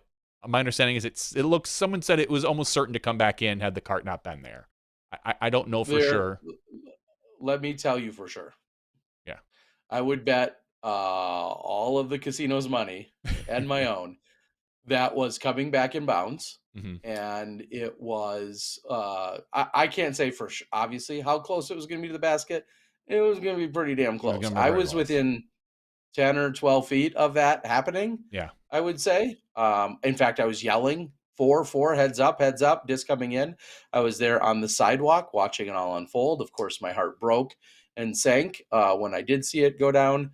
But yes, it was without a doubt 100% on its way back to being inbounds. 5, 10, 22 feet from the basket, I don't know, but it was coming back inbounds. I've gone on record saying this, and I'm going to go on record again. I blame Cat.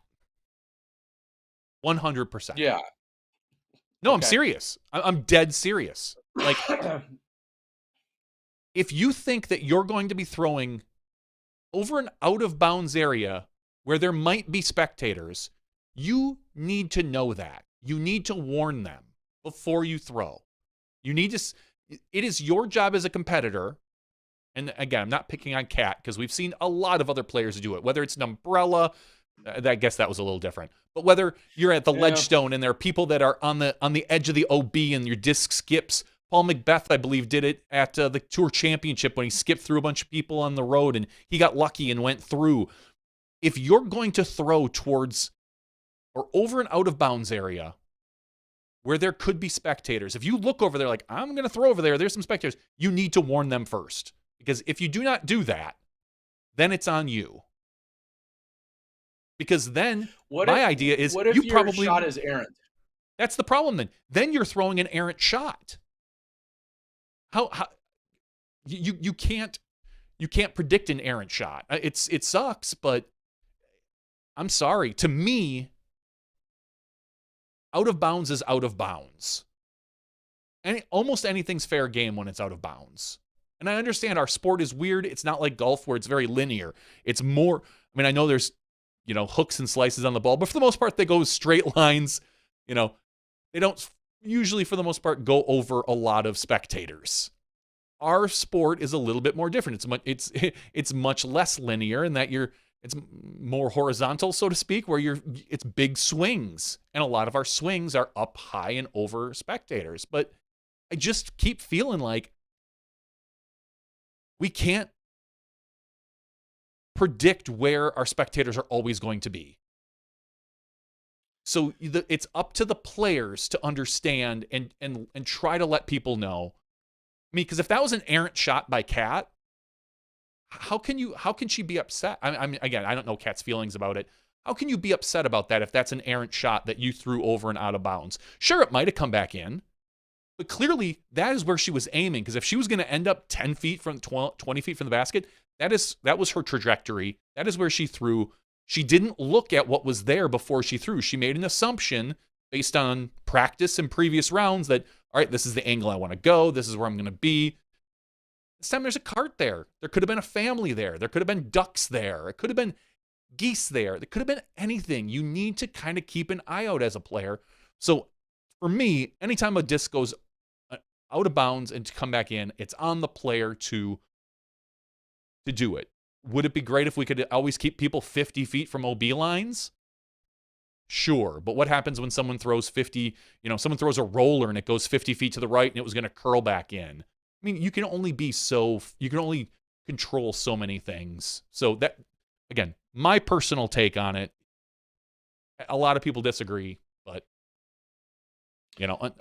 until we can fully control everything, which will be never, that's where I'm going. Yeah,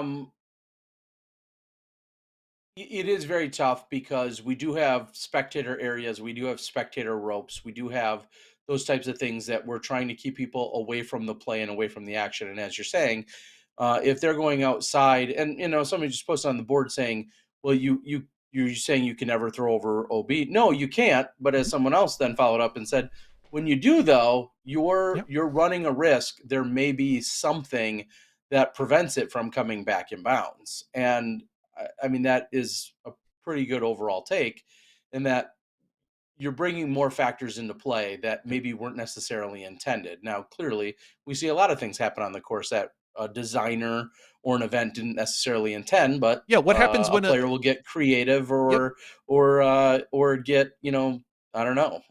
Think about like something like creative. like the DDO, where there's a lot of big skips, there's a lot of left to right or right to left movement. Imagine a group of people halfway through the round brings a picnic table and moves it over to in an OB area and sits down there. That wasn't there for half of the other people. It wasn't there for your practice round. That's the angle you were going to take 95% of the time. You throw it, suddenly there's a picnic table there. Even if everybody scatters out and doesn't hit a single person, there's still a picnic table there that wasn't there when you practiced, but it's in the OB area. Yeah. Like, you have, like, it's all my contention is, as a player, you have to be aware of where your disc is going to go, especially if you throw it where you throw it. Like, it's hard to have an excuse if you hit your line and you still hit something. That's like, to me, it's almost like the person that says, well, I aim at that tree every time and I never hit it. Well, this time I aimed it and I hit it. What's going on? Like, you have to know where your disc is going to be. So, and again, I know a lot of people disagree with me.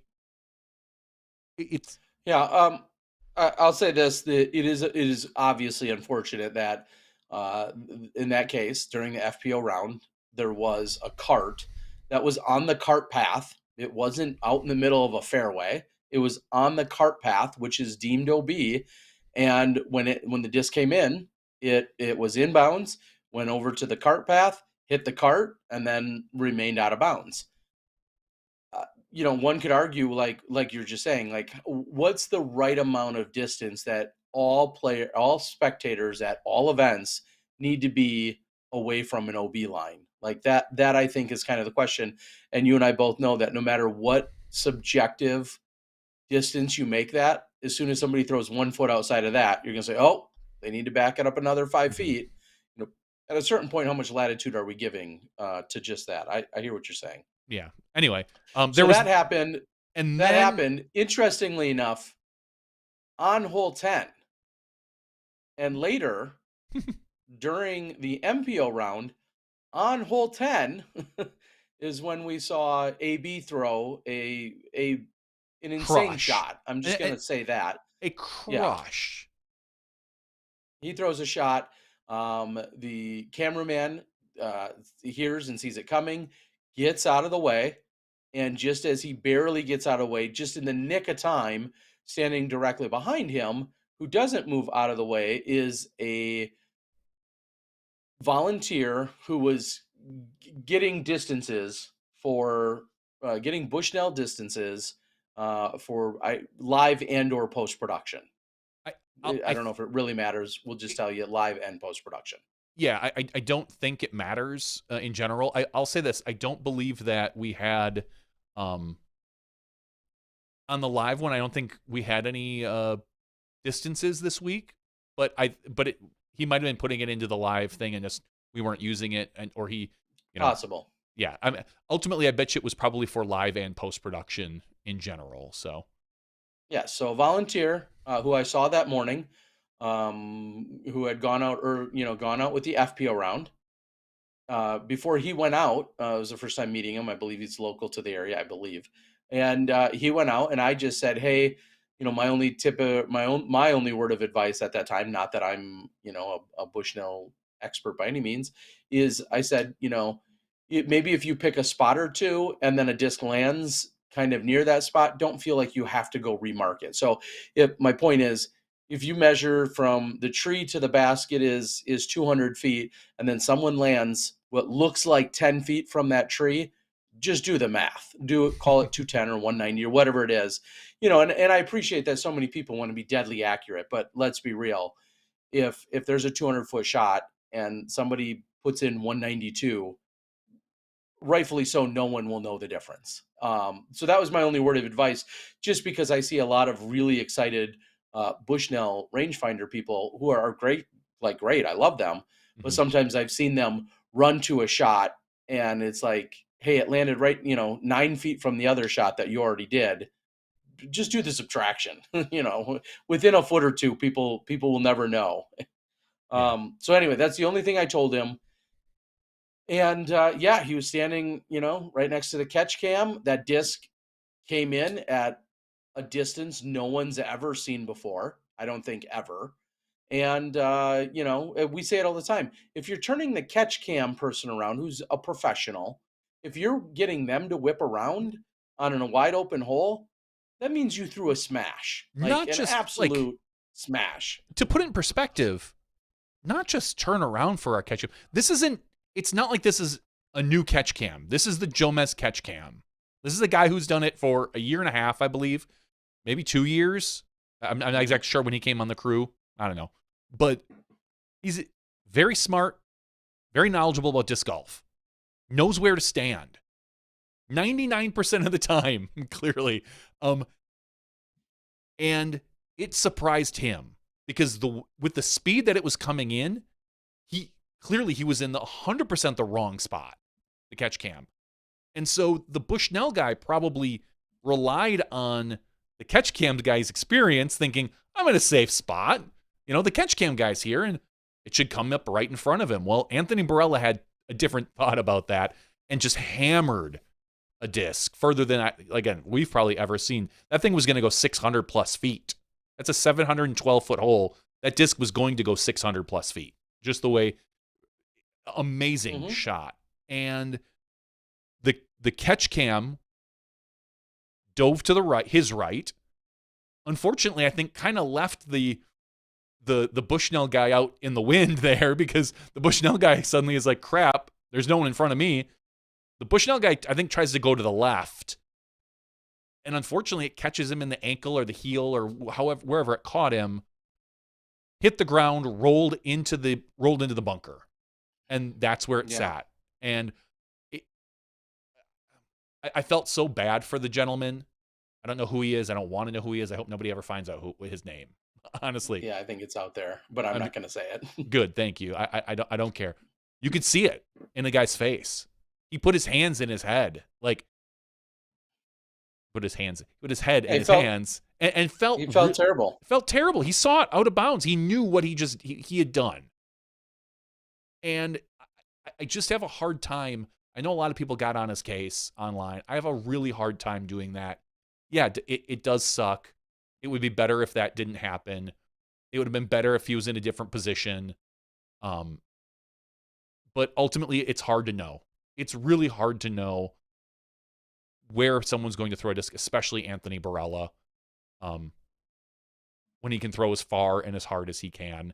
It came at him pretty quick, and I understand he had 450 feet to work with, but those discs do travel left and right, whether you like it or not, and it's hard to know where it's going to go and where it's going to skip to at times. I've been on that position where you kind of panic. You don't know which way to go because there is no right way to go until you can kind of figure it out. We've seen catch cameras do the same thing, where they just dive out of the way and hope. And our catch cams have been hit. They've kept discs in bounds. I've seen it with my own eyes where a catch cam guy is standing out of bounds where I just said is where players shouldn't be throwing. They're stationed up. A disc will hit the monopod and kick back in bounds. We've seen it. And the player gets the benefit of the doubt there. This one went against Anthony Barella, and it's hard to tell if that kind of rattled him because after that he didn't play nearly as well as he had been playing. But also, it's unfortunate that Anthony Barella also kind of has a stereotype of getting on that lead card towards the end of the tournament and having a mini meltdown. So whether that triggered that, whether it was coming anyway, I don't know the answer. I think only Anthony probably does. But I will say that it's unfortunate. Do you think, Terry, that we need a new rule for something like this? Like an option, and here's why. Here's why. Because of exactly what you just described. If you hit something, I've heard people say something along the lines of, if you hit a spectator, volunteer, cameraman in bounds, you have the option to rethrow at no penalty. Like that's the rule that I have heard put out there. Whether it lands in bounds or out of bounds, Anthony would at that point would be like, okay, it clearly hit the guy, even though I think you had a discussion today with Murder Mike online, and Murder Mike was saying, I watched the video a couple times, couldn't tell if it hit him. I could see if it hit him. So let's just assume we know it hit somebody. Do you think Anthony should? Do you see any negative in a rule like that says it hit someone in bounds, I have the option of rethrowing, or I can take it where it lies? If it's in bounds, but again, that could be tough. So it has to hit him. It has to hit the person in bounds. Yes. It has to hit the person who's in bounds. Like again, out of bounds. I think that's for me.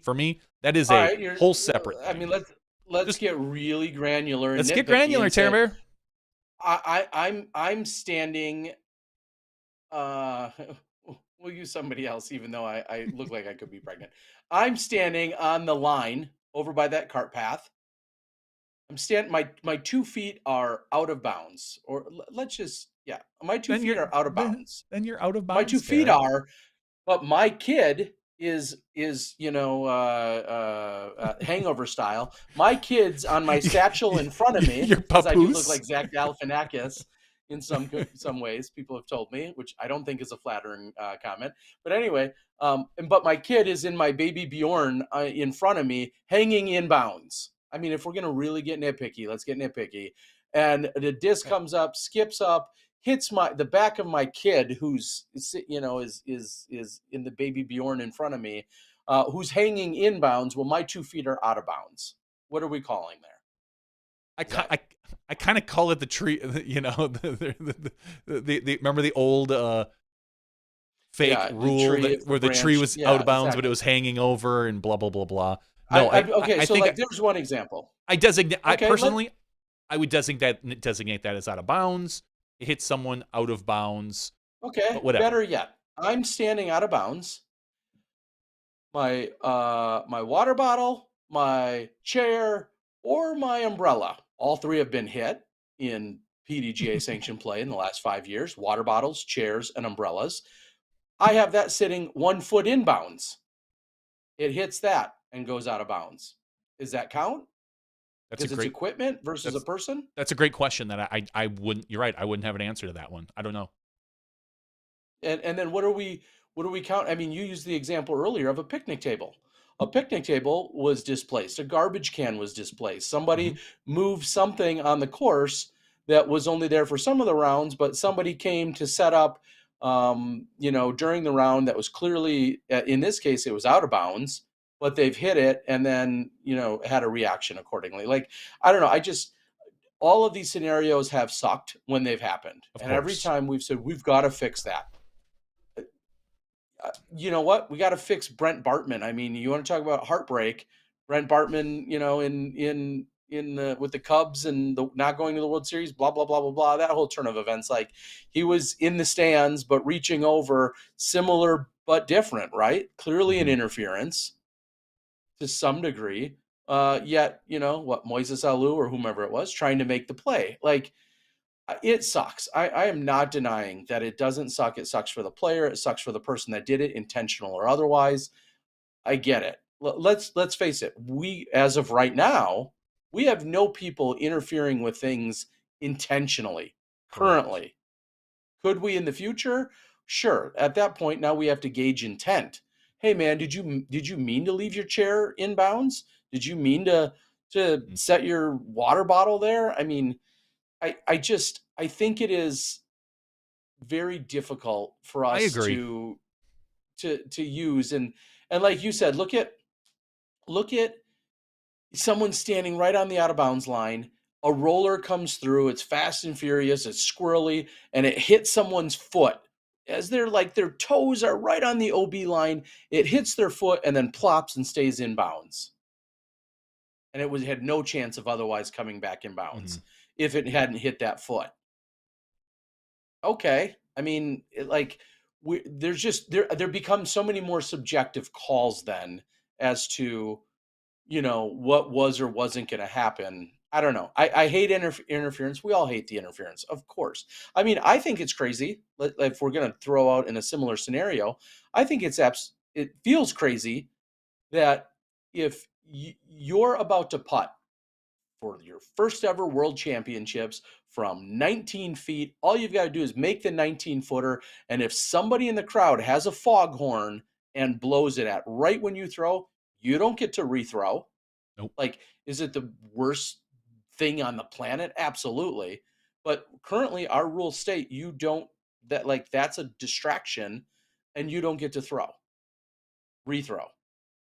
Now, every one of your competitors might say, man, that wasn't fair. You should get to reputt that. Where do we draw a line at a sneeze versus a foghorn or air horn, I guess is what I'm trying to say.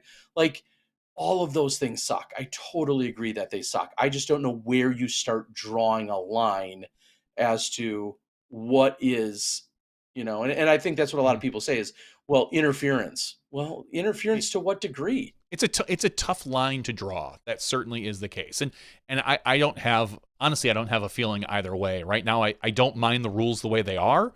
What happens is unfortunate. And as Spockhauser on the thing says, it's unprofessional. It's an unprofessional look to have stuff happen as often as it does. I don't think it happens that often. Does it? We see it, we see it once or twice a year where something major like this happens. It just sticks with us, obviously.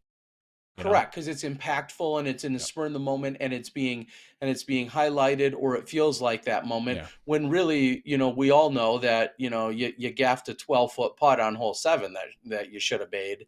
And clearly, the whole final hole situation could have meant totally different. And I think the greatest opposition to what we were just talking about as well, when we talk about interference, look at animal and wildlife.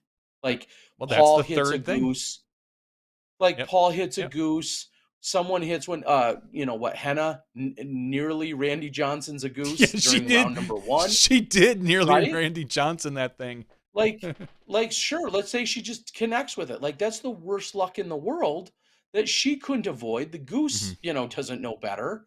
Like, that's the worst luck in the world. But at what point, let's say she hits it and somehow it carries forward, or it's a perfect shot, as opposed to she hits it and it drops straight down. When are we going to rule? Well, okay, yeah, that was bad enough interference. You get another one. No. Like, in this, let me be very clear. I'm not trying to sound unsympathetic or empathetic or anything like that. I'm not like, the rule is the rule is the rule. I just think if we're going to start dissecting the rule more, you're going down a really slippery slope of, like I said, how granular, how detailed are we really going to get? And I just think it's a slippery slope. That's I agree with you. I just wanted to kind of a get rule your change, but just the fact of being in bounds, it's interfered with being in bounds. I mean, again, I just keep thinking of nature, right? You and I both know we've played in winter plenty of times. Huge, a really heavy tree branch that's got a ton of snow on it falls at just the wrong time and just knocks your disc out of the air. Yeah. Right? Like, I mean, that's terrible timing. But what you slip on a T-pad, like, or some of those other types of things where you're just like, oh man, that should have never happened, or that wouldn't have happened. I don't know. I'd be up to listening to rule changes, but I feel like I could poke a hole in most of most of them. So I agree with you. I just wanted your take on that. Yeah, as you had alluded to, the third and final kind of incident we saw was Paul Macbeth goosing a goose. I'll say this. Guess what? We're going to see it at the Memorial this week. Yeah. We will see it. There's going to be coots. I'll use specifically the example of out at Fountain Hills. Yeah. In the first 2 days of competition, now it may or may not be on film, but I guarantee you somebody's going to hit a coot at some point, and it is going to benefit, or likely not benefit, their throw. It probably. What do we do? I mean, you can try and shoo them away ahead of time, but they're going to come back, and it's the way it works. But I will say this: I've seen and heard a lot of people get upset about the Paul Macbeth thing, and I watched that. I don't think Paul was making it another 30 feet, maybe 35 feet after that goose. After goosing the goose, it wasn't moving that fast. Where he was going to get up there and park the hole. Is it unfortunate he lost a little extra distance? Yeah, but as far as wildlife goes, you can't, as we saw like with the Randy Johnson picture, you can't control wildlife. It just doesn't work. If a groundhog stuck its head up and then suddenly Macbeth took it off, there's nothing you can do about that. Sorry for the vivid imagery, Terry. I know. I just think of like truly decapitating a groundhog or a prairie dog or whatever. Yeah. It sticks its head up and just gets decapitated by some Athena come ripping through or something that somehow is that low. Yeah, I don't know. I understand, and I like, a big picture. Of course, you don't want any interference coming from anywhere, but I think there's too much nature as well that can get involved. We've seen large tree branches fall in the middle of a throw or in the middle of a round. And you and I both know there's going to be times where a pine cone, specifically, a pine cone has fallen from when the MPO teed off at noon versus the MPO lead card at 3:30. There's a couple extra pine cones on the ground. That absolutely could stop a disc from whatever momentum at whatever time. It's just random, and I don't know how we truly get past that. So yeah, the only way I can see something would be wording it as of, if you specifically put in there, cameraman, volunteer, a person. That's the only way I could see it. But we'll see. I don't think there's anything that's going to come of it right away. It's just one of those incidents that's unfortunate and bad luck. And I do, like I said, I feel for the gentleman that Anthony Barella hit. I know he looked like he was upset. I don't know, maybe just don't ask Anthony to sign the Bushnell at the end of the round. Well, I don't know if I think this is spoiling it for some, but I'm okay with that. One of the cameramen who's going to be doing work this weekend out here at the Memorial with me and the crew, has tried to design a shirt that suggests Anthony Barella hits him in the shirt with a target on it. And he ran it by AB today, and AB's reaction was he chuckled, but I don't think he thought it was as funny as some others.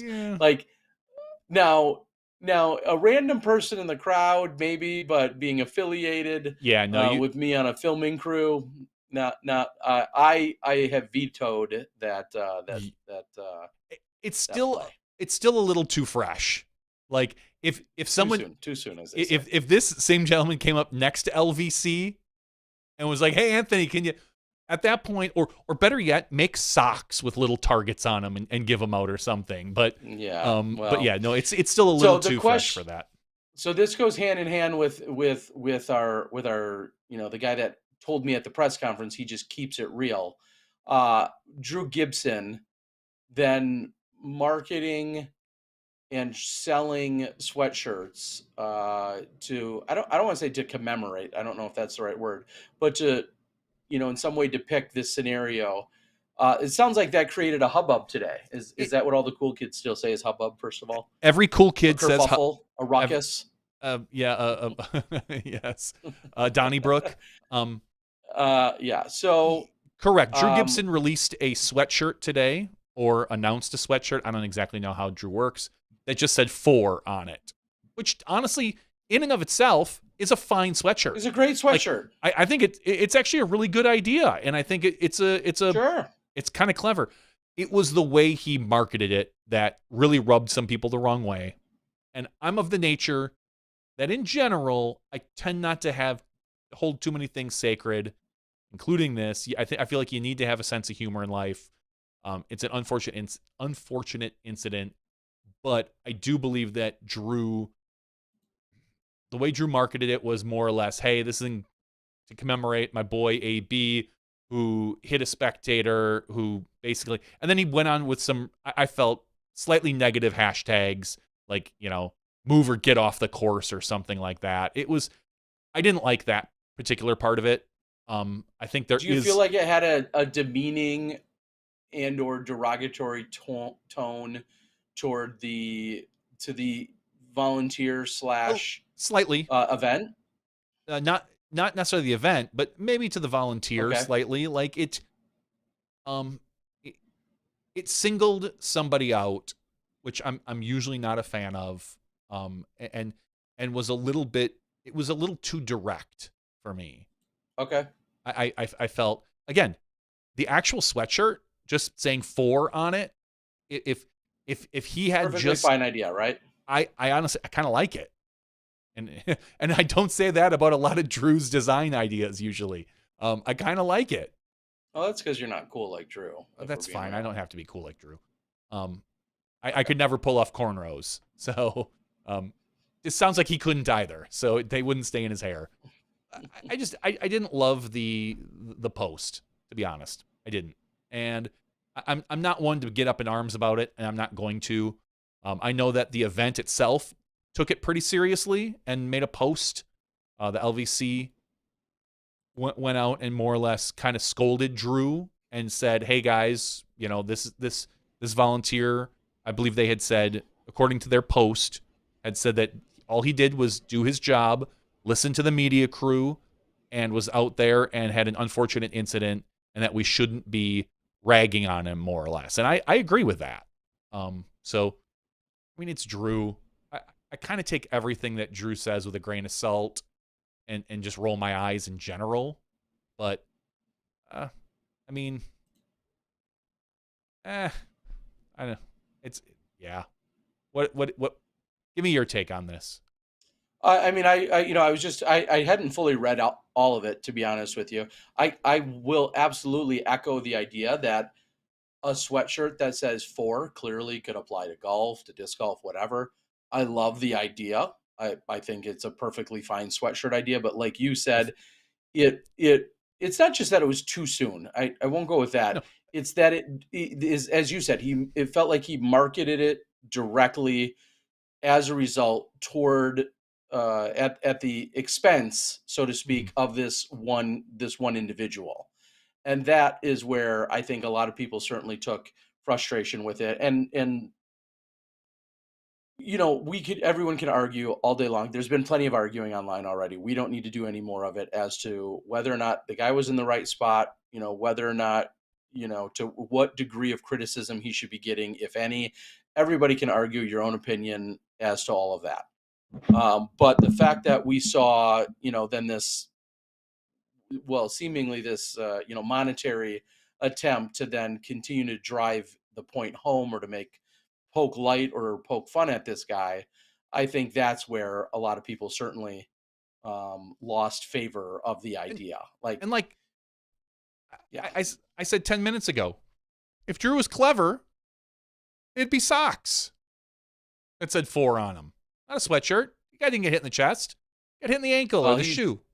he's going with sweatshirts these days. He's got a I couple of different sweatshirts that he's I released, know, and hence the sweatshirt. I The know, but still, leaker sweatshirt. yeah, the disc art music. I don't know what the hell it won, and then the 4 one. I know, but if he's got a little shop set up, get some socks. Again, be clever about it. Don't just. That's lazy marketing right there, Drew. So That's the Danish lazy. disc golf guy says, Jomez can make Fox Piss shirts, t-shirts, but Drew can't make a Hit Me hoodie. I think there's a huge difference. First of all, we're talking about a Fox that peed on On a a disc disc, during a yeah. practice round. That even if you did want to make fun of the Fox, I don't think any Fox's feelings are going to be hurt in a marketing of the t-shirts.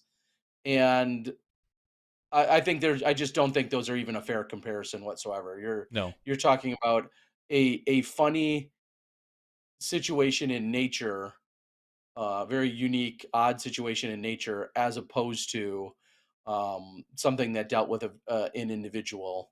And fair enough. Well, not fair enough. I think some of the challenge that comes is we often see Drew talk about self-love, empathy, sympathy, love for one another, and things of that nature of self-confidence and all of those types of things. Yeah, which I totally agree with all of that. So it feels somewhat contradictory to then, at the expense of this situation and of one person, feels somewhat contradictory Just to then try and make a shirt that continues to poke fun at this individual's expense. if the same way he tried to sell it, if he just didn't include the picture of the gentleman in the sand. 100%. I Even feel if like it's a very different even vibe and feeling. even if he almost marketed it the exact same way, said, "Hey, in honor of my boy AB who hit a spectator, here's my new sweatshirt that says 4." Even that, It has I a think, very different feeling has a to it. Yeah. 100% different tone than what he did by showing the guy in the sand trap. I think at that point you've slightly crossed a line. And again, I try to find humor in almost any situation. I don't necessarily love this one. That's my take. I'll leave it at that. Somebody will share this with Drew, and then Drew will tell us that we're just old boomers and we don't keep it real anyway. So I Oh, don't. boomers. That dude's almost in his Regardless. 30s. Either way. So best of luck on all accounts. Yeah, it sounds like things got heated. I honestly didn't even see all of the feistiness back and forth. It sounds like there was plenty of it today. Quite honestly, I've got other things to worry about with the Memorial coming up in terms of getting too caught up in it. But there's no shortage of chatter and conversation about it. And if you want to go buy the shirt, go buy the shirt. If you don't and you find it distasteful, then that's fine too. Whatever you guys want to do. But yeah, it clearly created a conversation piece in the last few days. And again, there's so much perspective here because when you're an LVC assistant tournament director or someone that's worked countless hours to put on an event, to put on the best show you possibly can in these times, in this crazy city with all the other stuff going on, when there's a negative thing that comes about from it that's amplified, it hurts a little more. We all know that. I mean, anytime you put yourself out there, like the LVC and their massive staff and crew and all the volunteers and everyone else, and then it feels like someone is kind of just that amplifying a negative situation, it feels a little more hurtful to the likes of Scott, the LVC, the staff, the volunteers. It just feels like a little salt in the wound is what it feels like. So I Yeah, can because understand their perspective as well. yeah, you try to put on a phenomenal show. You want everything to go 100% right, and clearly this was. I don't want to go as far as say it was a black eye for the event, but it definitely didn't show. It wasn't the brightest of spots. It wasn't a highlight. It wasn't a Yeah. highlight, and then for someone to shine a spotlight on it, I'm sure hurts quite a bit. But. All right, Terry, we're gonna move on. Anyway. We're gonna move on here. Something I meant to talk about last week that I promised one Steve Hill that we would quickly discuss. And by quickly discuss, I'm just gonna kind of bring it to light. I'm sure a lot of you have probably seen, but the 2023 Disc Golf Growth Report out on Udisc. If you go to udisc.com, you can go to their blogs and take a look at the growth report. It was posted on February 15th, and it really kind of shows that disc golf has, or is continuing its staying power based on what's going on. It's a great read. I do recommend you go out there and take a look at the fact sheet that they have and the reports, and just read the blog of what they have out there. There's a downloadable fact sheet. If you are someone who possibly is trying to sell disc golf, maybe to your community, to a parks department, these are phenomenal resources for you to take to your particular parks department or region or whoever you need to deal with, and show them that this sport is here to stay and it's only growing. So please go out and take a look at the 2023 growth report from Udisc. It is it's worth its weight in gold. Honestly, it is one of those resources that we are very, very lucky to have. So that's kind of all I have to say about that. I just wanted to make sure we got that out there for everyone in case they were under a rock and they missed it. I like it. And then also, I guess if we're talking about some other positive things, gentleman reached out to me earlier today, and I think there's going to be a more in-depth conversation about this at some time later, but I did want to quickly throw it out there. Jamie Keep sent me something earlier today. I've seen him play in Florida, Georgia. He's worn a Pikachu hat. He's worn a cowboy hat. He's a very entertaining fella out there. But he did mention something to me. He said, I started a nonprofit foundation called Miracle in the Woods Foundation. We specialize in specifically in hosting folks with special needs and disabilities to enjoy the outdoors at our lodge in Southwest Georgia. And he just wanted to get a little news out there. I'm going to have a conversation with him in an event when I'm in Florida, where I'll see him at an event or two. I've done it in the bag with him, and he's a contender at some events and whatnot, but as a heart of gold. And I did want to just quickly shout out him out, the fact that they started this nonprofit foundation to work with getting folks, as he says, folks with special needs and disabilities enjoying the outdoors at their lodge in Southwest Georgia. And of course, that's going to be somewhat regional, but I'm sure the global effort of anyone wanting to support something like that, I'll get more details on it and report back or have an interview with them or something. But I wanted to throw it out there. That's great. The only other thing I have to say is the release today was the 2023 World's Invite lists. What? For Pro Worlds, Junior Worlds, Master Worlds, and Am Worlds. So if you feel like you quite possibly made the list, go out and check it out. Let me say this. Make sure that when you have the opportunity to register for an event, you do so at the first available opportunity. You would hate to be a pro, get on a waiting list, especially when you qualify for some of those early registration lists. I mean, it just kind of maybe looks bad if for some reason you're on a waiting list at a major and you're not sure if you're going to get in and play. Has anybody done that? I've known a few people in the past that have done that, and there may be one or two people that are sitting on a waiting list for Champions Cup yet. So that are that are relatively big names, maybe even world champions. Who are you talking about? I think James Conrad's on the waiting list for Champions Cup, as last I heard. Yeah, did he miss the deadline? I think he must have missed it in invite wave. And then I know naturally the rebuttal by the whole world would be, hey man, they should just be in there. I mean, you have an invite, but sometimes you got to click an extra button or two to secure your spot. And it sounds like what James may clearly, like some of our players, probably just maybe he just overlooked it. Let the deadline slip by. Correct. Unfortunately, And I understand James isn't one that's sitting in front of his computer all day long waiting for the button. Quite the opposite. Exactly, waiting for things to click. But I'll have to take a look. I know for a while he was on. Maybe he got in now. I don't know. I haven't exactly looked in the last like 2 weeks or so. But just in general, as a good word of advice for all of you, even if you're not pros, if you're an AM or whatever, if you even think that you're going to go, register for the event. You can almost always pull your money back later if you find out. Well, there's a number. I mean, I'm looking at 32 people on the waiting list: Casey White, Evan Scott, Tim Barham, Luke Humphreys, Noah Meinsma, Matt Dollar, Clint Kelvin, Harris Reed, Nate Perkins, Zach Arlinghouse, James Conrad, Chandler Fry, Austin Hannum, Kevin Jones, Andrew Presnell, just to name a few of them. Garrett Girthy, just to name a few of them. And on the FPO side, Casey Pennington, Paige Shue, 2018 World Champ, Stacy Haas, Leah Sinigini, Jessica Weiss, Haley Childs. And many of those I understand because they didn't qualify and their maybe ratings aren't quite high enough to get into that first wave. So a lot of those people I can completely understand if you're on the waiting list. There's 2 or 3 names in there that I look at and go, you had your chance. Sure.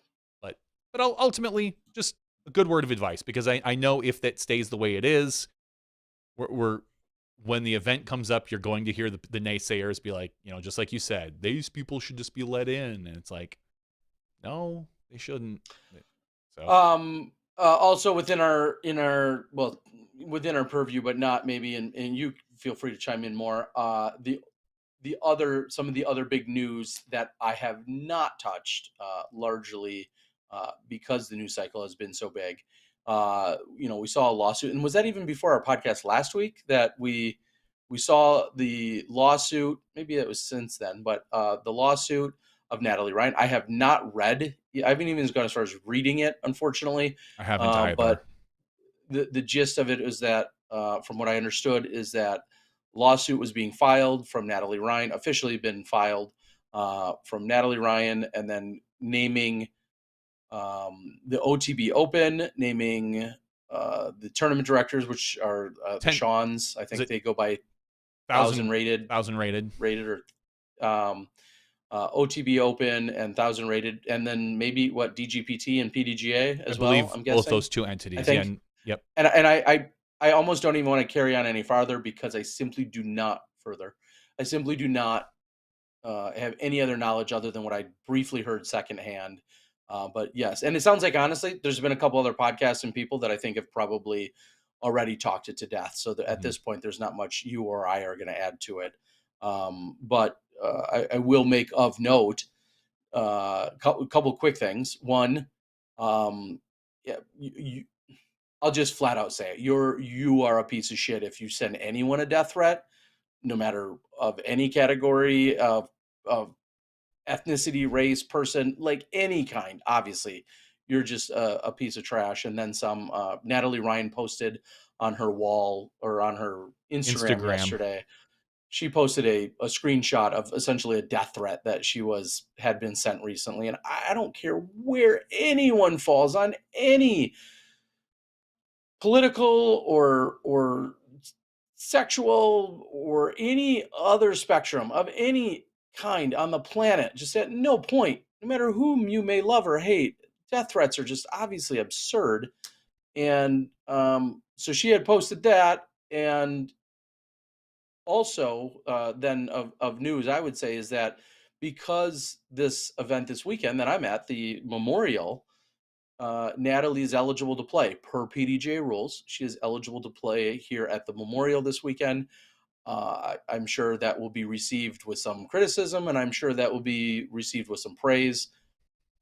Here nor there, I'm sure it will be a debated conversation that's going to unfold, and I don't want to say largely provide a distraction, but certainly will be a topic of conversation just because she has effectively been banned from playing in the Pro Tour events, the Elite Series, the majors, and now this weekend at a sizable A tier, she will be playing. So I don't really have a follow-up to that other than I'm expecting, unfortunately, to see more chatter, pro and con, or for and against. I'm expecting that that's going to dominate some headlines this weekend, one way or another, regardless of her performance, but it will definitely dominate a headline or two. So anyway, yeah, so obviously that kind of segues right into Memorial this week.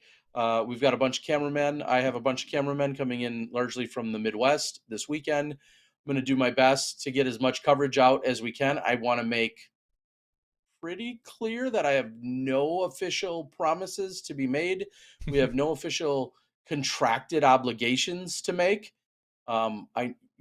It's clear you want footage and you want as much of it as possible, as soon as possible. I understand all of those things, but just know that there is genuinely no contracted obligations, and we're just going to try and capture and release as much possible content as we can. I think formats are going to change up. You may see single cam, you may see some regular A, B, throw, catch cam. You may see a 3-camera operation on any given time. You may see a highlight piece. Like, we're going to play around with a lot of different things this weekend. And we really only have 1.5 hardcore editors on staff, me being one of them. And I was going gonna to say, do everything I can to not work a 20-hour day for the next 4 days. Let me take a 5 days. wild guess and say we see a few rounds of footage, and then you store some footage until the off season when suddenly you're gonna like, hey, guess what, guys? I got a 3rd round 1-camera coverage of, and it has Kale LaVisca and Stevie Rico or something crazy. Yeah, I know. again, we all know you're we're Emma going to take Miller. it. No, I want to take it day by day. I know. Again, I do not want to truly work myself to death this week, and we're going to do the best we can with what we have. You call it a beg or a plead, but any things like Patreon support go a long way to making coverage of an event like this even possible whatsoever. There's no other camera crews here, and we've got latitude to do whatever we want within where we are, but that doesn't mean we can do anything and everything instantly. So that's my plea. I hope you guys enjoy. We're gonna do the best that we can to give you as much coverage as we can. So, outside of that, I don't know if I have a lot more than that. No, I think that's kind of what's going on. Obviously, like I said, Memorial, and then if you're looking forward to the next Pro Tour event, it's going to be Waco in basically a week and a half now. We'll obviously talk a little bit more about the Memorial next week, and we'll probably kind of get an early prep on Waco. Hopefully, yeah. Hopefully everybody has enjoyed the coverage from this past weekend. I think technology-wise, it went relatively smoothly. I think there was someone said there were some hiccups for some people on hole 18. I'll say this from a broadcast side, from our side, the control room, everything looked great. So, I'm sure they'll investigate that and try to figure out where it originated and what the problem was. I heard some people didn't have a problem. Some people did. It's going to be, I'm not denying that anyone didn't have a problem. So, yeah, ultimately, I think things are going pretty well. It's good. It was a good start to the season from the production side, and I think a good start from the competition side as well.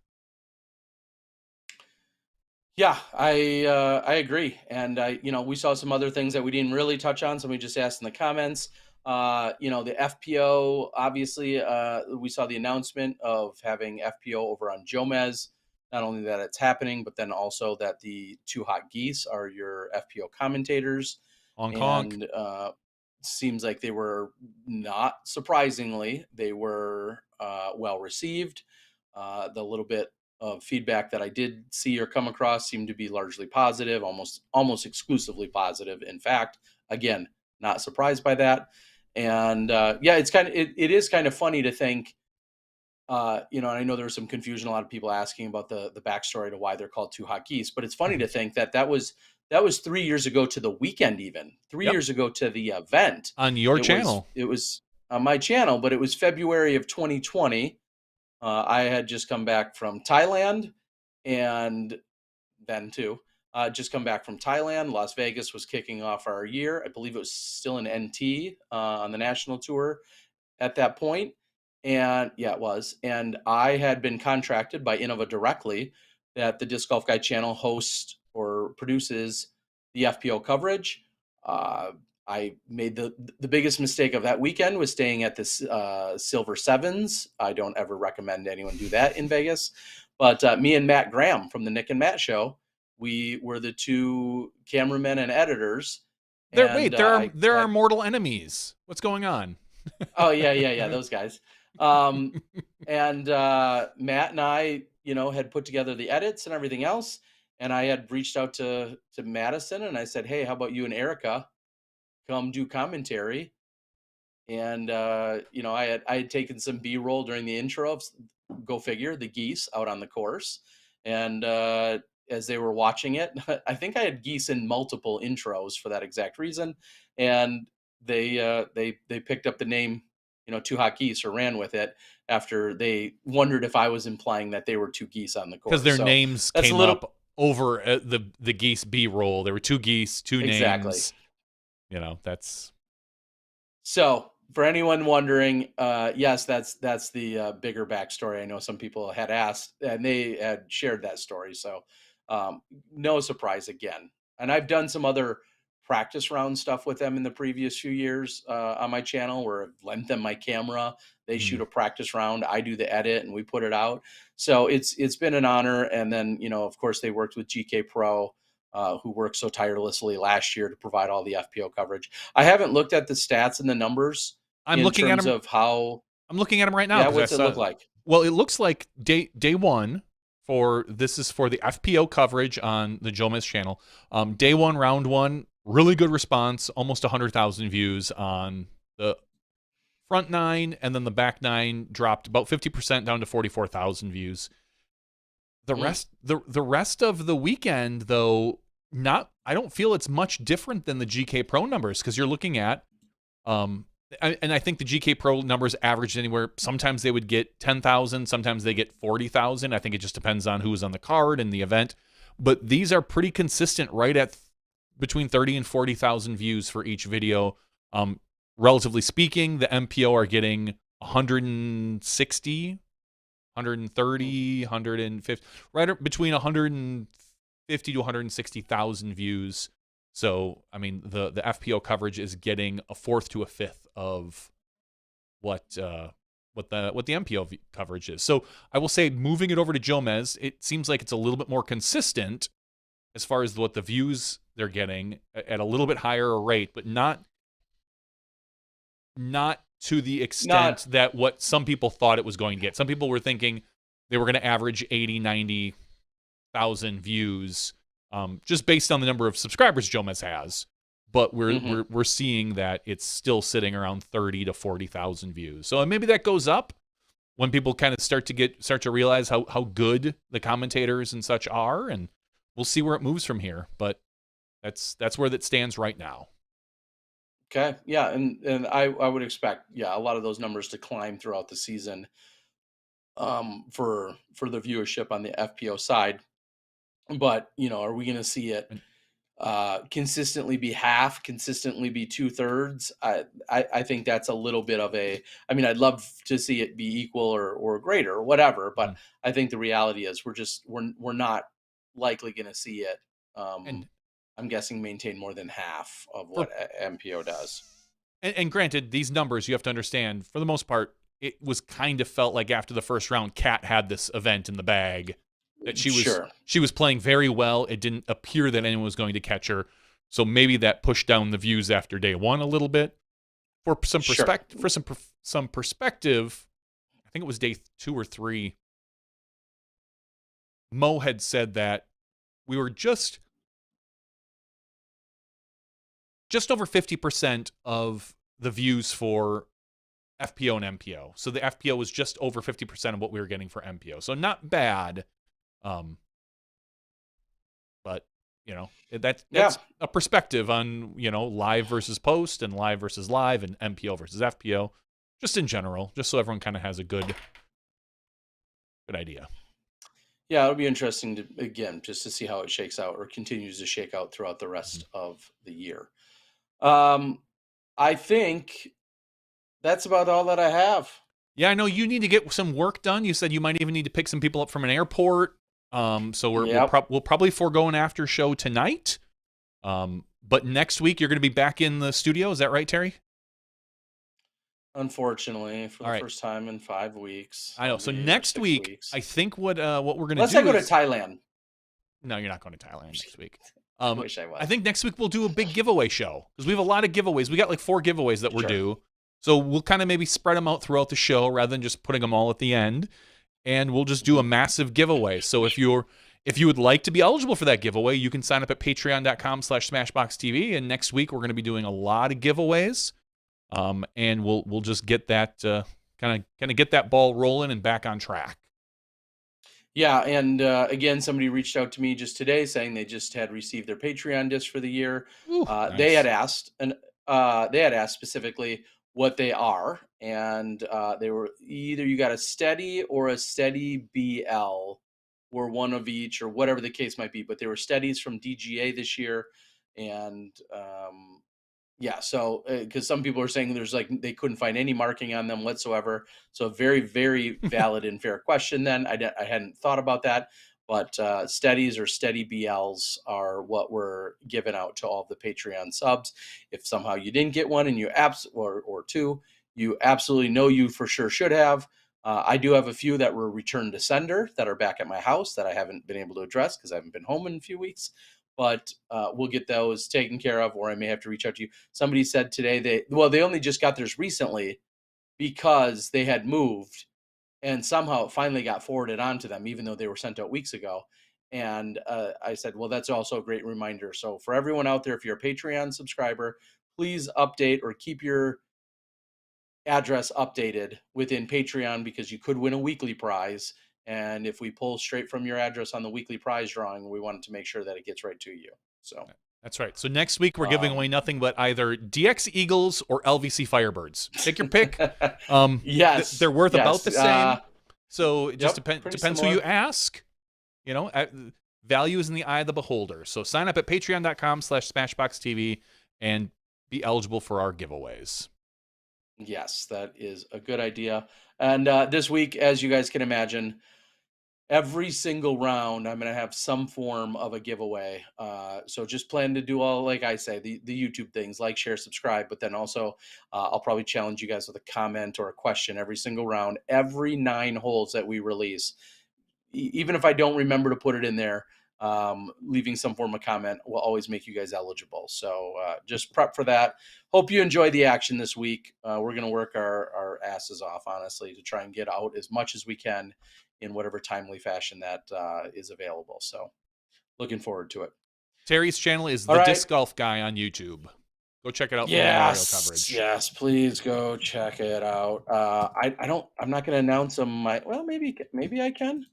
But let's quickly see, just as this final tease before we let you go. They were talking about assembling some feature cards at the memorial here. I don't know if they have announced. I think they have announced tee times. What? All right, so here's your insight. In case you're wondering, here's the quick insight as to at least first day's coverage. That's as far as I can promise at the moment as to what will be filmed. As of right now, I'll just start with MPO because it's the first one on the list. MPO at 2:40 p.m. on a featured card that will be filmed will include Paul Ulibarri, Vino Macula, Connor Rock, and Gannon Burr. So Connor, Gannon, Paul, and Vino. Those will be one of the feature cards. The other, yes, the second, you heard it right. The other feature card, let me see if I can find where they put it. Okay. The other feature card at 11:44 will include Aaron Gossage, the Goose, Anthony Barella, Isaac Robinson, and Andrew Marweed. So that card will also get covered. FPO, you say? Yes, we got you. The FPO feature card, Owen Scoggins, Jennifer Allen, Anakin, and Sarah Isaac. Anakin Sten and Sarah Isaac. And what did you say? You want Masters coverage? No, you didn't. Yes, you're getting it. What? Steve Rico, where the F you at? Trying to cover Masters and you bail out like a little Master punk. Masters coverage, first round. I don't know what's going to happen after first round, but first round we're for sure having the OG KJ. KJ Nybo is going to be on there. Steve Brinster, Kale LaVisca, what? And Pete Ulibarri. And in FA60, we are okay, just that one we couldn't get to, but we were going to. That would have been next on the list. So anyway, 4 cards will get filmed. Just hold on to when they're going to get released, but 4 cards are going to get filmed first round, and we'll take it from there. So pretty exciting. I can't wait for it, honestly. And some nasty weather is rolling through tomorrow, all to be gone by opening day on Thursday. First 2 rounds are at Fountain Hills for all of our competitors. The last 2 rounds are at Vista del Camino. There you have it. All right, I've officially given the plugs. That's what you'll see. First day coverage. Sound All right, good? Terry, close us out here. Got to thank Calvin Heimburg, El Toro himself. I don't know. I can't pronounce his other disc, so we'll go with the Toro. Thank you to the geologist, Calvin Heimburg, for joining us. Congratulations to him and, of course, our FPO champion on the Disc Golf Pro Tour side of things in Katrina Allen. Congrats to them both. Great watching both. I saw every single shot and was so happy to be out there. Thank you to all of you guys for joining tonight, wherever you came in from. And if you're watching this or listening to it, I hope you enjoyed the ads. We told you the secrets how you could go ad-free. But thank you for supporting us over at Smashbox TV. Terry Miller, the Disc Golf Guy, signing out from Arizona for Johnny V and episode 444. We'll see you next week when you step inside the Smashbox. Thank you to our $2 and above patrons. Your name is listed below in the credits. If you are interested in being listed as a producer in the Smashbox TV credits and supporting this and other fine podcasts, please visit patreon.com/SmashboxTV.